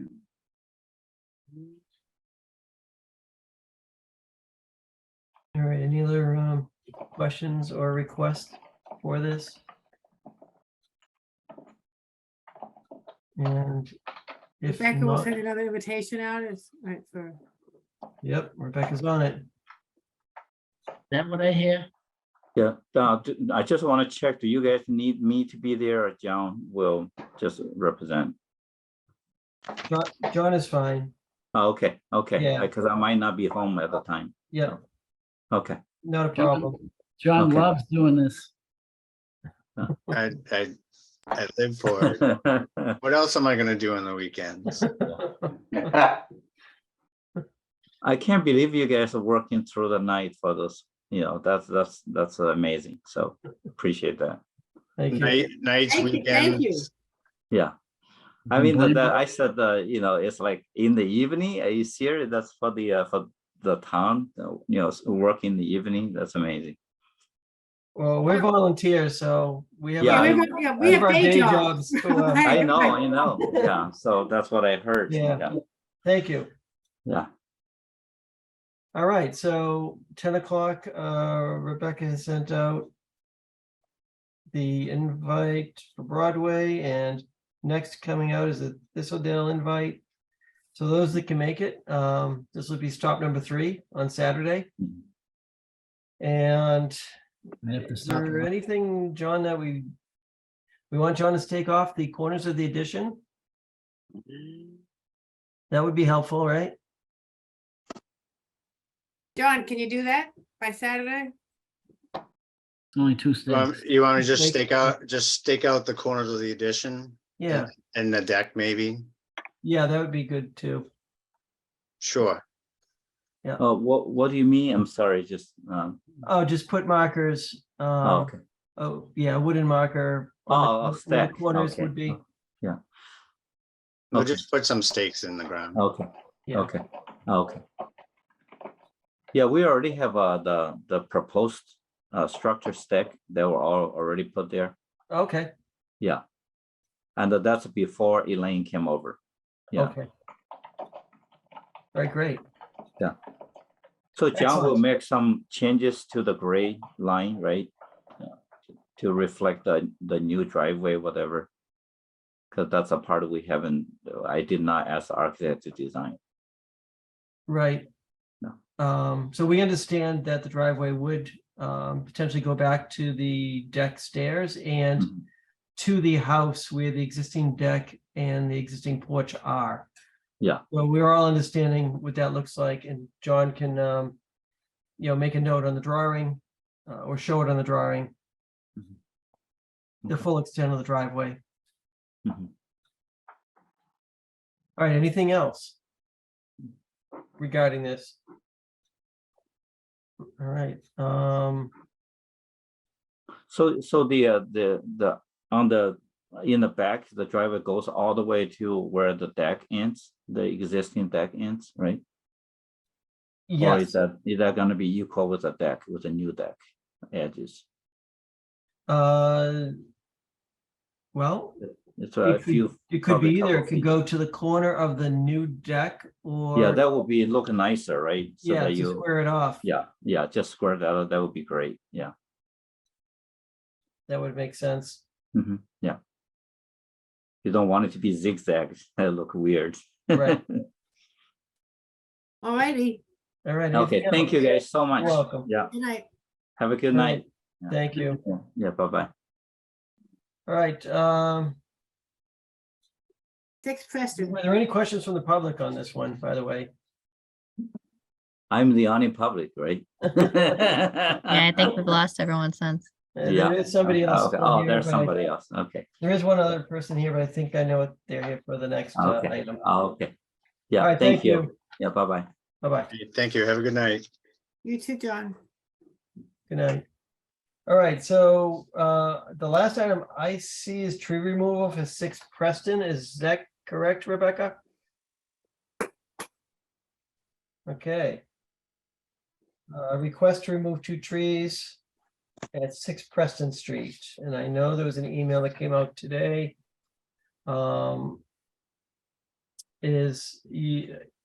Let's see, Ryan, are you the homeowner?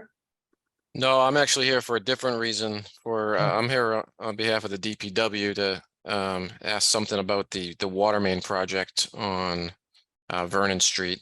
And we had, Rebecca, I know we sent you an email late on Wednesday as you were putting together the agenda, so I didn't know, it didn't make the agenda, but I thought maybe it was covered under other business. Oh.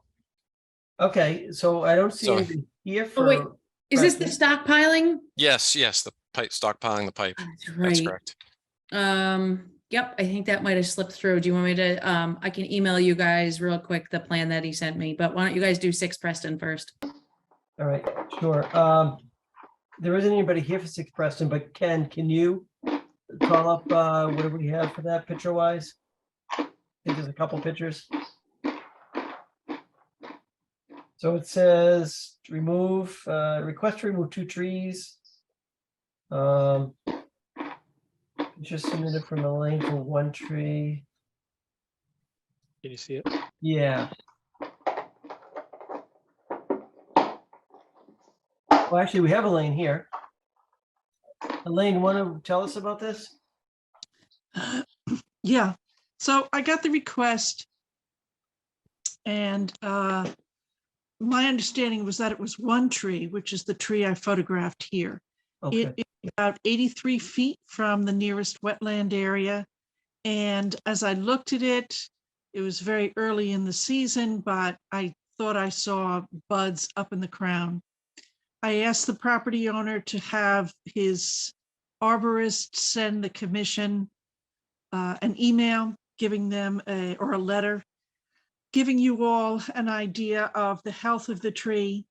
And then in the letter, he also talks about another tree, which is closer to the wetland, which is partially dying. He describes it in the letter. And I would say, I remember this tree. I didn't take a photograph of it, but I do remember seeing it. And it is the way he describes it. Ken, can you pull up the letter? Thank you.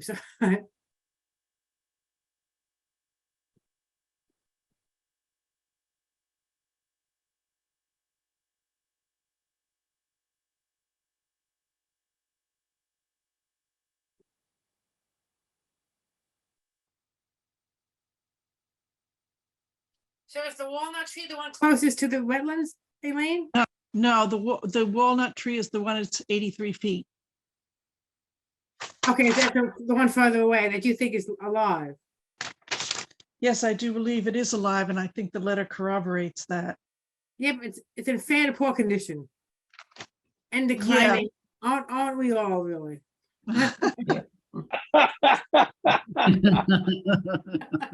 So Speak for we should yourself. all be put out, we should all be put out of our. Oh. Declining too. So it does have a number of dead limbs on it. Not dead, but it's got some dead limbs. So I why wasn't does sure. I thought it really needed an arborist letter to give you all. Why does he want to remove it? It's in fair to poor knows? condition and declining. Because there's a pool nearby, right? It's near a How pool. close is it to his house, by the way? Close. It is. Okay, so that, If the tree yeah. came down, it would fall on the house. If it came All right, down, I say, then Yes, I they would- vote to get rid, I vote to get rid of it then. we 83 have- feet from the wetland, yeah. Is this letter from the homeowner or an arborist? Isn't that the one from Keith's Keith? tree. Can you scroll down, Ken? Or, There we go. Or okay, up. okay, From Keith's tree. okay.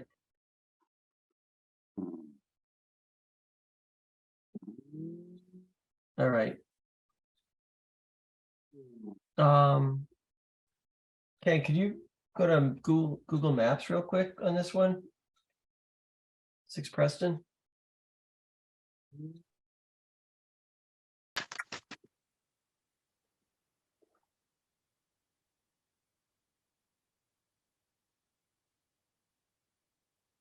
Wow, it's a very Hold on, mature tree. sorry.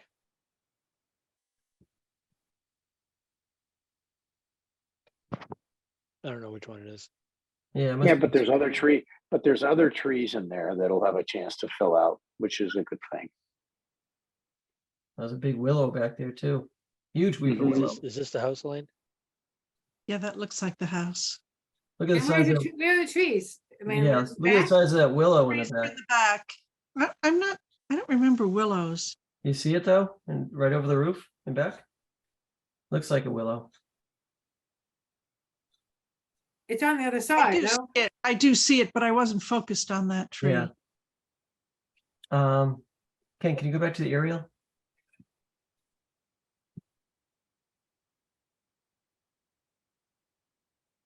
All right, Hold so on, yeah, there's the let me switch pool. for let me switch for a second, if you don't mind.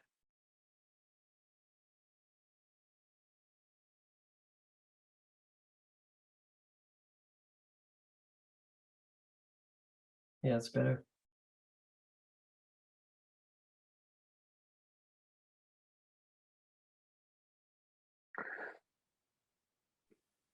Boy, it looks healthy, the tree. You just can't tell which one. Well, they all look healthy. I mean, I don't see any Yeah. of them that looks unhealthy. I Well, don't know if how you old the picture is. take a look at the aerial view, that's where I saw all the buds in the crown. Any damage Yeah. that's the tree or decline is under the canopy. Right. Mhm. Well, you know what?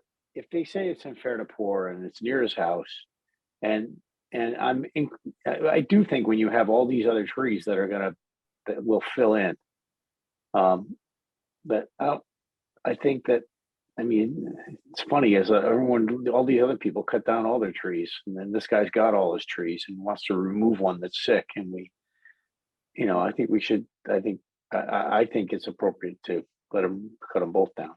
What is the resource area?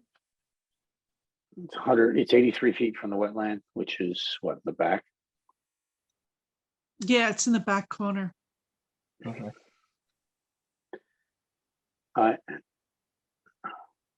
Well, I know where I come out on this All one. right, so he is asking for 2. Mhm. A twofer. Is this the cedar right here? Can't tell. So it's a Kind walnut. of looks like it, but hard to say. Yeah. I mean, Not close to the pool though, Ken. Oh, yeah, you're right. but is the pool even there in this drawing? Not in this one, no. This Yeah, is, this this predates is an the old, pool. So it's older, yeah. I mean, it's not uncommon for those coniferous trees to die off in the lower branches. Kind of what happens with them. Yeah. Cedars especially. Yeah. It's kind of what happens. And then you drop those branches as they continue to grow. Elaine, you said the cedar is in bad shape. It was the walnut that was in better shape, right? The walnut was in better shape in the crown. I do remember the cedar had a number. It wasn't so much that the lower branches were dying off as fir trees do. It was more like there was a whole section of the tree that was Oh. brown. So Okay. you think that tree is sick enough that it should just go? It was just the walnut tree that was giving you a little pause, right? Yeah, I thought the cedar looked like it had a It was lot of gone. dead branches in it. Yeah. Okay. Well, I That gotta vote. was- So I think the cedar is just sick enough that Elaine's thinking it should go. The walnut could stay or go, but it's tall, very close to the house. And there's a lot of other trees nearby such that it would fill, it would fill in. And I guess for that reason, I'm also inclined to permit, and it's 83 feet from the buffer zone, so it's pretty far away. So I guess I would put my vote to let him to say yes to both. In the arborist, the comments for the walnut were what on that was Fair to declining? poor, fair Okay. to poor, declining. Declining. Yes, so neither one are in good shape, and it's been validated by both Elaine and by the arborist. Okay, so that being said, Can I make a motion? would somebody like to make a motion to allow the removal of Motion. both trees should there be a snag left in either case? I don't think they're gonna allow that in the front yard. It's in the front yard of the No. house. It's in the front? No, it's in the Oh, back. side yard. It's in the back, Elaine says to Peter. Oh, really? The walnut tree is? Walnut trees in the back. Elaine, what's Just your thoughts? Thoughts about a snag? Snag or in no either case? snag, Elaine? You know, I guess that depends on how you feel about snags. It's right in the middle of the backyard. It's Oh. not like it's in the periphery in the back. Okay, so that Surrounded one, yeah, no snag on that one. out of its own. That will just die and fall somewhere it shouldn't. Mhm. To snag or not to snag? This Yep. is the question. So that one, no snag for sure. Are And the you other guys one is, requiring any replacement? Yeah, I agree. There should be some, that tree is not dead yet, so we should get a replacement. Dead yet. not quite dead yet. Not till next Thursday. Yeah, No. shouldn't it be either a replacement planting or a contribution to our fund? I mean, that's what our policy says. Yes, Um, there you go. yeah, So you're doing approve removal of both replacement in accordance with the policy, no snag. Right. Right. Replacement of the Replacement. one that's still alive, Or yeah? or compensation, right? Or compensation, yeah. Yeah. Yeah, but that's a lot of compensation for a big tree like that. So, yeah. Their choice. Okay. maybe some shrubs or something along the lawn line in the back or something like that. It doesn't have to be in the middle of the yard where the tree was, right? Right. Okay. All right, so would somebody like to make a motion? I'll make that motion to approve the removal with the condition that the alive tree meet the policy by either replacement or compensation. Okay, No so we're snags. saying removal of both and replacement policy for one. Mhm. Okay, is there a second? Second. Okay, Oh. all in favor? Haley, Yes. Jim, Yep. Ken, Yes. Paul, Yes, Peter, Yes. Teresa, Yes, and I also vote yes. okay. All right, you got that one, Elaine? So approving removal of both, but tree removal. he's got it. Okay, You sure? Yes. Thank you, Teresa. I got it. All right, we're back to DPW? Okay, I looked that up. I understand what happened now. We had discussed some of this on Thursday and I had sent an email at 1:35 on Thursday that said, I just need to know what they want to do as soon as possible. Because I send out the agenda and I looked it up and I sent the agenda out at 2:45 on Thursday. And they got back to me at 2:53, so I never saw the email because it was out and I was gone. So that's what ended up happening with that scenario. I did forward you guys the plan, the stockpiling location plan in the event that you wanted to look at it now. They're only stockpiling metal pipe, right? Is I don't that know. correct, Ryan? Yeah, it's a stockpiling the ductile iron pipe. So they, essentially what they want to do is push the hay bales back, behind the sidewalk, whatever, 15 feet. And then, the pipe will be stacked there between the sidewalk and the hay bales. They're not gonna be there that long, are they? No, the whole job's, I think Cardillo said they think they'll be in and out of there in 6 weeks. So Rebecca, you did not send us the plan.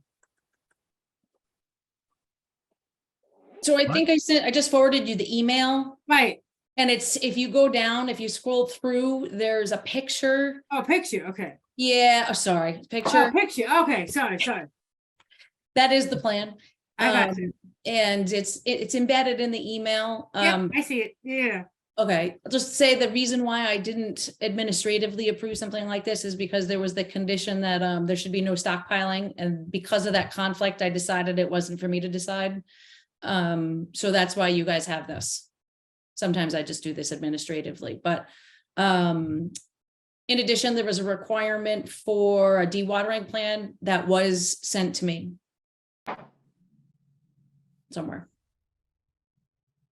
and what happened, we were sort of anticipating that DOT would let us stockpile the pipe up at the Main Street, Bay State Road intersection off Okay. to the side, like towards the highway, but in their infinite wisdom, they said we couldn't. So now the contractor was looking for somewhere to put the pipe.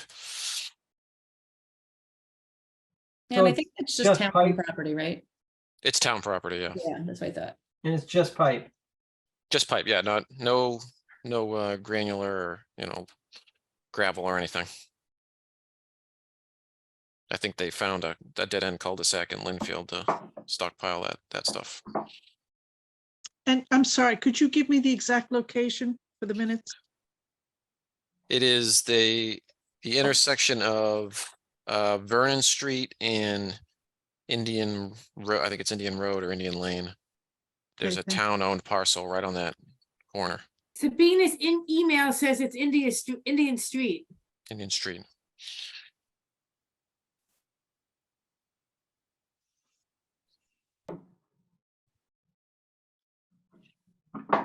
So what would be needed from us to approve this? Since the conditions already say no stockpiling. Well, I think it was an RDA, wasn't it? Oh, is that what it was? Correct. Yeah, it was an RDA and stuck on, there were a few conditions and one of the conditions was it, I don't have it in front of me, but no stockpiling of materials, maybe. I think the intent was to not stockpile dirt. I don't think Right. it's about Right. height. So, Rebecca, Yeah. if you were doing this administratively, how would you paper this? Would you do a letter, an email Yeah. saying this is fine? Yeah, and then I just slip it in the file. Okay.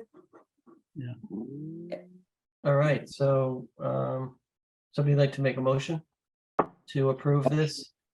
Motion. Second. All in favor? Haley, Yes. Jim, yes, Ken, Yes. Paul, Yes. Peter, Yes. Teresa, Yes. and I also vote yes. Appreciate it. The pipe is good. It'll be there tomorrow morning. It's on the way right now. I have to text Joe Conway after this meeting, tell him if they can put it there or not. So, Someone will be, the item, the newspaper article on the item, about the stockpile will be in tomorrow's item. but I appreciate, yeah, they're gonna start digging next week. And like I said, they think 6 weeks and we'll be buttoned up out there. That was good. Okay. Thank you. Thank you for hanging Thank around you. so long. No problem. Yeah, thank Hey, you, Ryan. you guys were pretty close to the agenda, so pretty good. I'm Yeah, impressed. Because we had 2 cancellations. Oh, there you go. like 3 or 4. Don't sell yourself short. Thanks. Have a good night. Thank you. All right, thank you. You too. Bye. I just wanted to tell folks that I will not be here for the June 2nd meeting. I'll be on or the first week in June meeting. I'll be on vacation. So They don't have computers on vacation? they will not. I'm going to be in Alaska. I'm not dialing in from Alaska. Sorry. Well, it's too cold for your computer. I'm not doing it. I will also not be here June 2nd. I'll be in, I think I'm in Iceland then. Well, Wow. Wow. And I will unfortunately be here June 2nd. Are we gonna have, when will we be, possible, we won't be voting, will we possibly be voting on Hemlock? well, that's why I mentioned that. Yeah. I don't Well, know, that's but significant. whenever you guys close the public hearing, you have that's the 21-day clock to vote and issue the order of conditions if that's what you issue.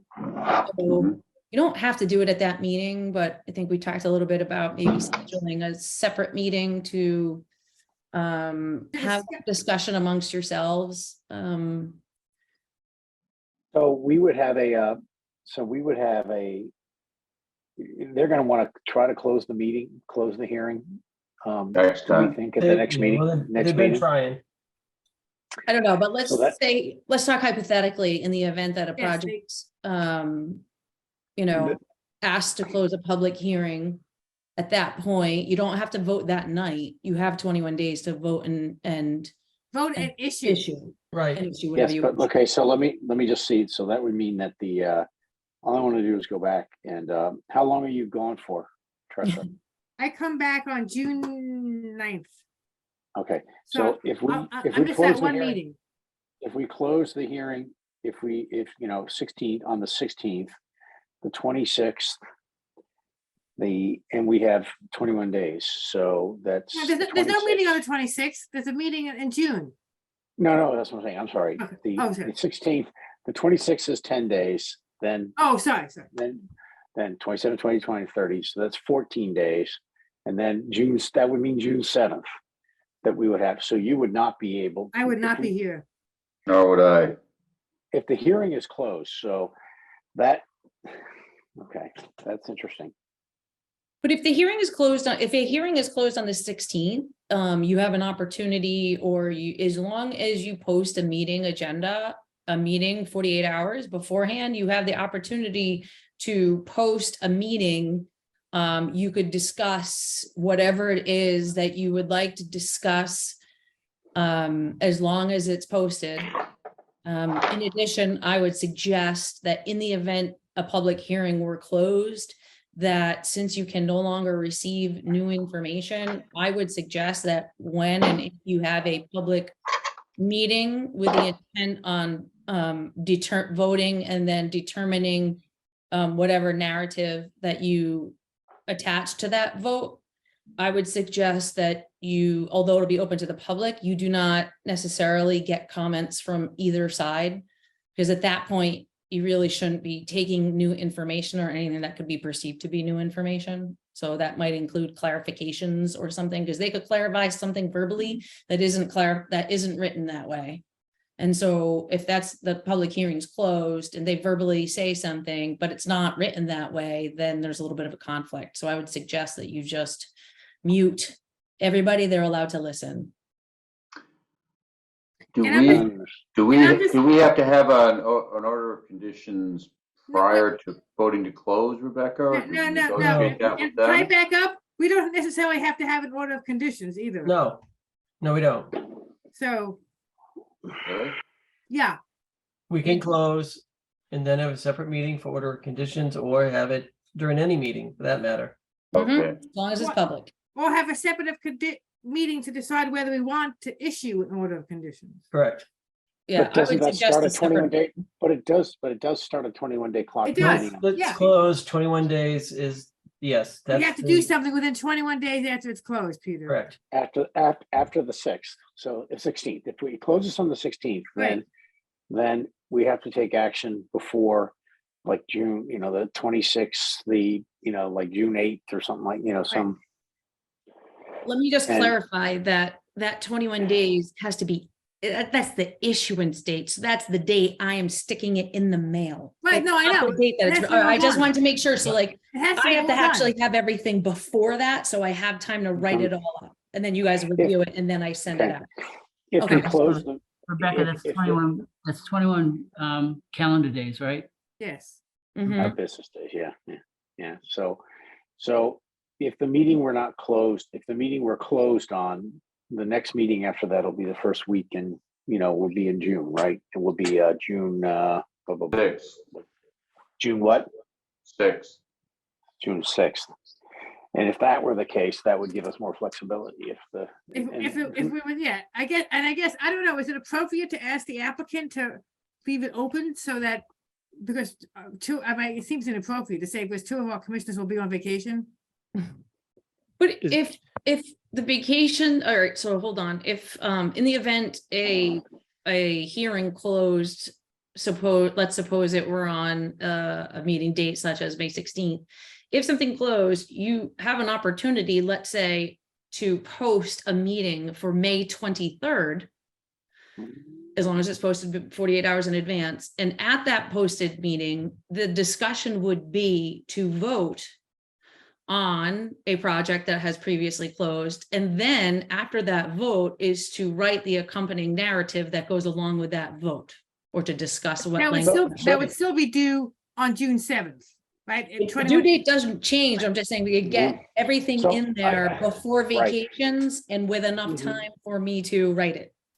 Okay, so it sounds to me like if this meeting closes on June 16th, I'm sorry, on the 16th, then we need to have a meeting the following week. We need to have a Yes, special meeting. we need to have a before, special meeting on because the I do think 23rd. I think we need to I think this is too important. We should have the group here. Yeah, I agree with that.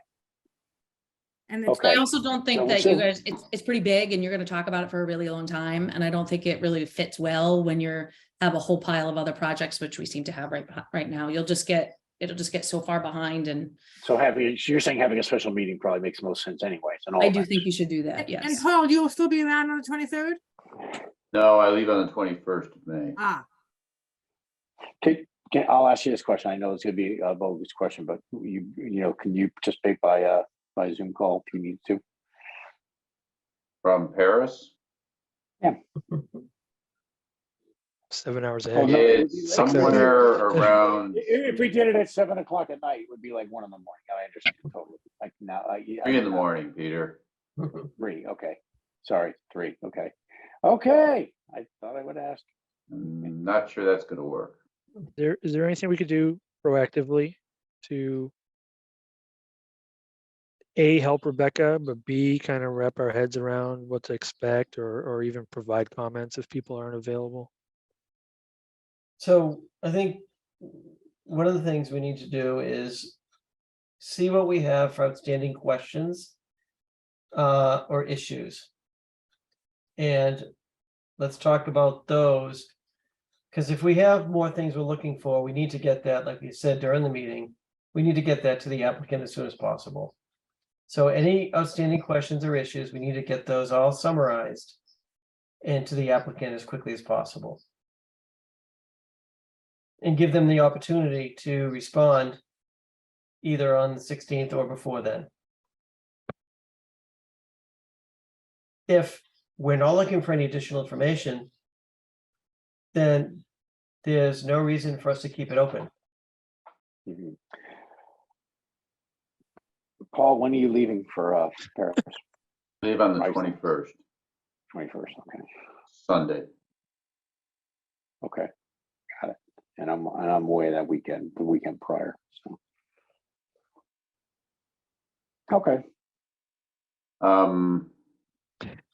Yeah, I don't think I'm gonna be particularly coherent even No. I'm sorry. I just 1 in the morning. I totally understand.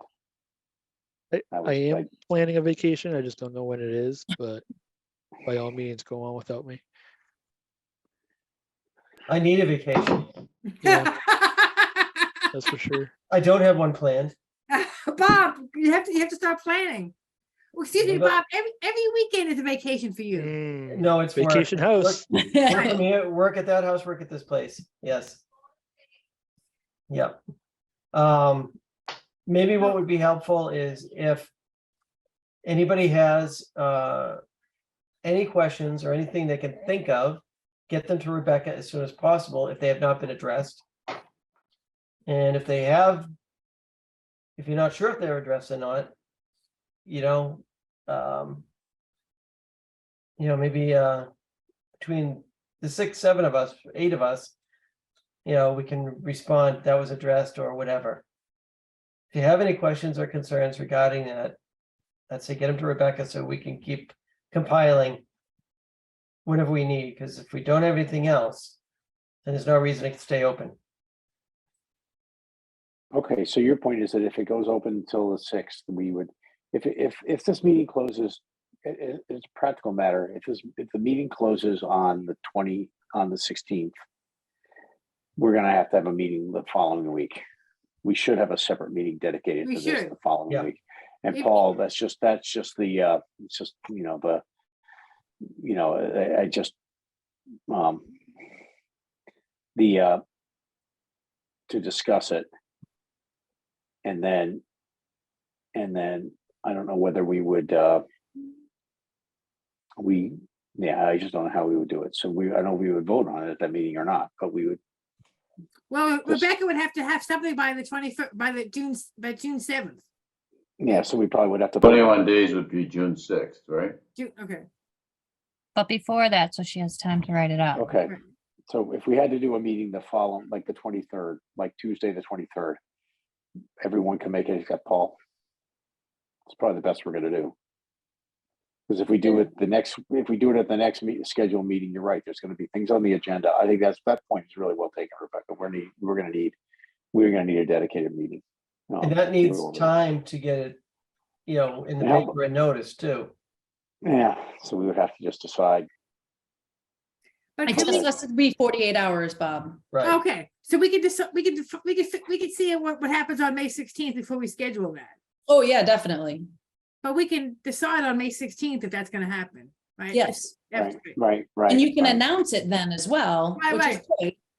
I would also make the announcement that because more information, I just feel like I have a feeling that people who attend a public hearing and hear a lot of discussions will feel as if they really want to participate in the discussion, but I really don't think it should happen at that point in time. I don't know. No. Dave, what do you think?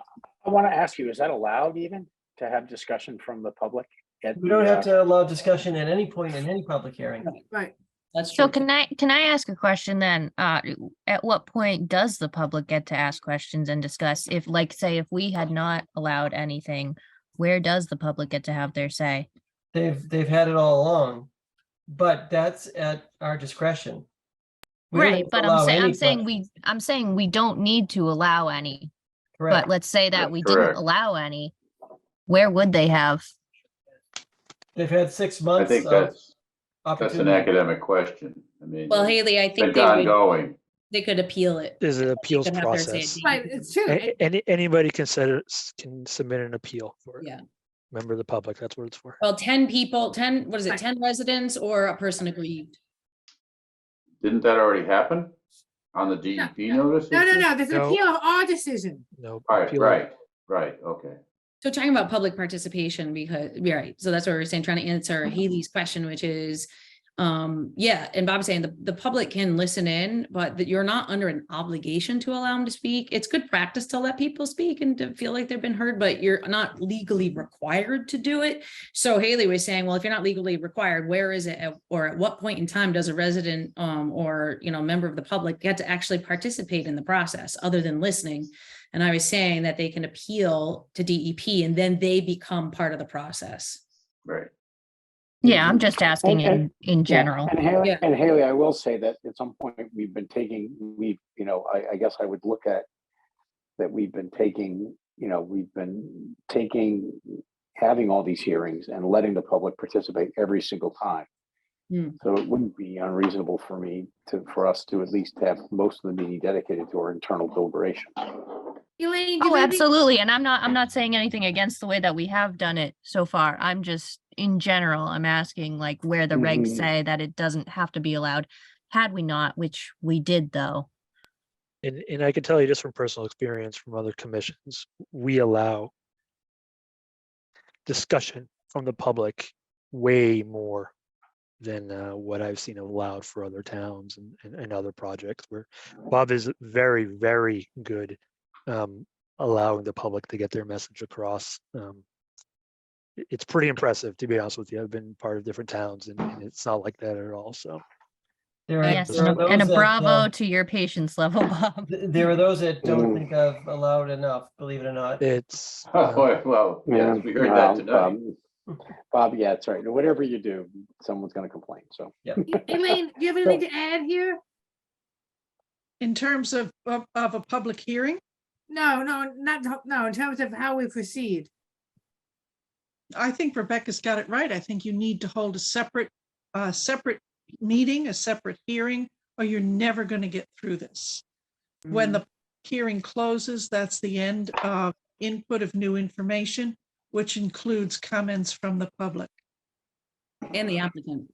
Right, both. And right. everybody. And the, Everybody. Yeah, it's safe to say no matter what happens, it will be appealed. I think that's a fair assessment, yes. I think that's from fair. one side or the other. Yep. Yes. So going back to Teresa's comments, Teresa asked me last week or the week before about what Winchester does, and I sent her a copy of the order of conditions that Winchester had written for an equally controversial project in Winchester. And it included a series of findings about which interests under the act were protected, and a series of findings after that.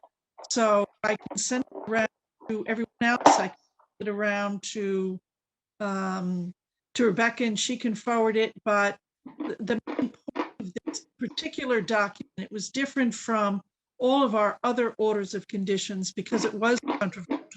And it was as complex as this one, is the organizational structure. So I can send that over to Rebecca and have it sent to you if you want to use it. Or at least take a look at it. Yeah, It'd definitely be good. I can also forward it, Elaine. Okay. Yeah, I think it'd be worth reviewing. Yes. All right, so again, if anybody has any unanswered questions or things you can think of that haven't been addressed properly, please get those to Rebecca, and she'll compile a list. And also let me know if you guys have any trouble accessing that Dropbox. No, it was fine. It worked fine for Rebecca. The first one was bad, but Yeah, that one is much better. The first one was a disaster. Okay, good. I'm glad it worked. All right, anything else? Hope not. Other than, I was just thinking when you guys talked about the appeal, nothing like for everybody, including the applicant, but nothing like working on a project for a really, really long time, knowing that it's just someone's just gonna appeal it. You're like, no matter what you do, damned if you do, damned if you don't. Yeah, this is Just really a funny position to be in. one of the first that it's given. Yeah, yeah. Okay. All right, anybody have anything else? nope. All we can do is do our jobs. So, alrighty, no. Just Bill Belichick. I'm such a sports person too, boy. All right, would Thank somebody, you all. Thank you, somebody Elaine. Nice Whoa, whoa, seeing whoa, you. whoa. Thanks, would somebody Rebecca. like to We make have a to have a motion motion. to adjourn? Oh, sorry. I move. Is there a second? I'll Second. second. Any discussion?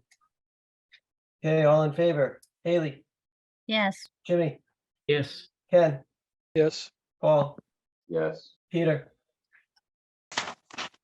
Teresa, Here. Yes. Peter, Did Peter say yes? Yes, yes. Teresa, Yes. And I also vote yes to adjourn. Good night, everybody. Good night, all. Good night, all. thank you.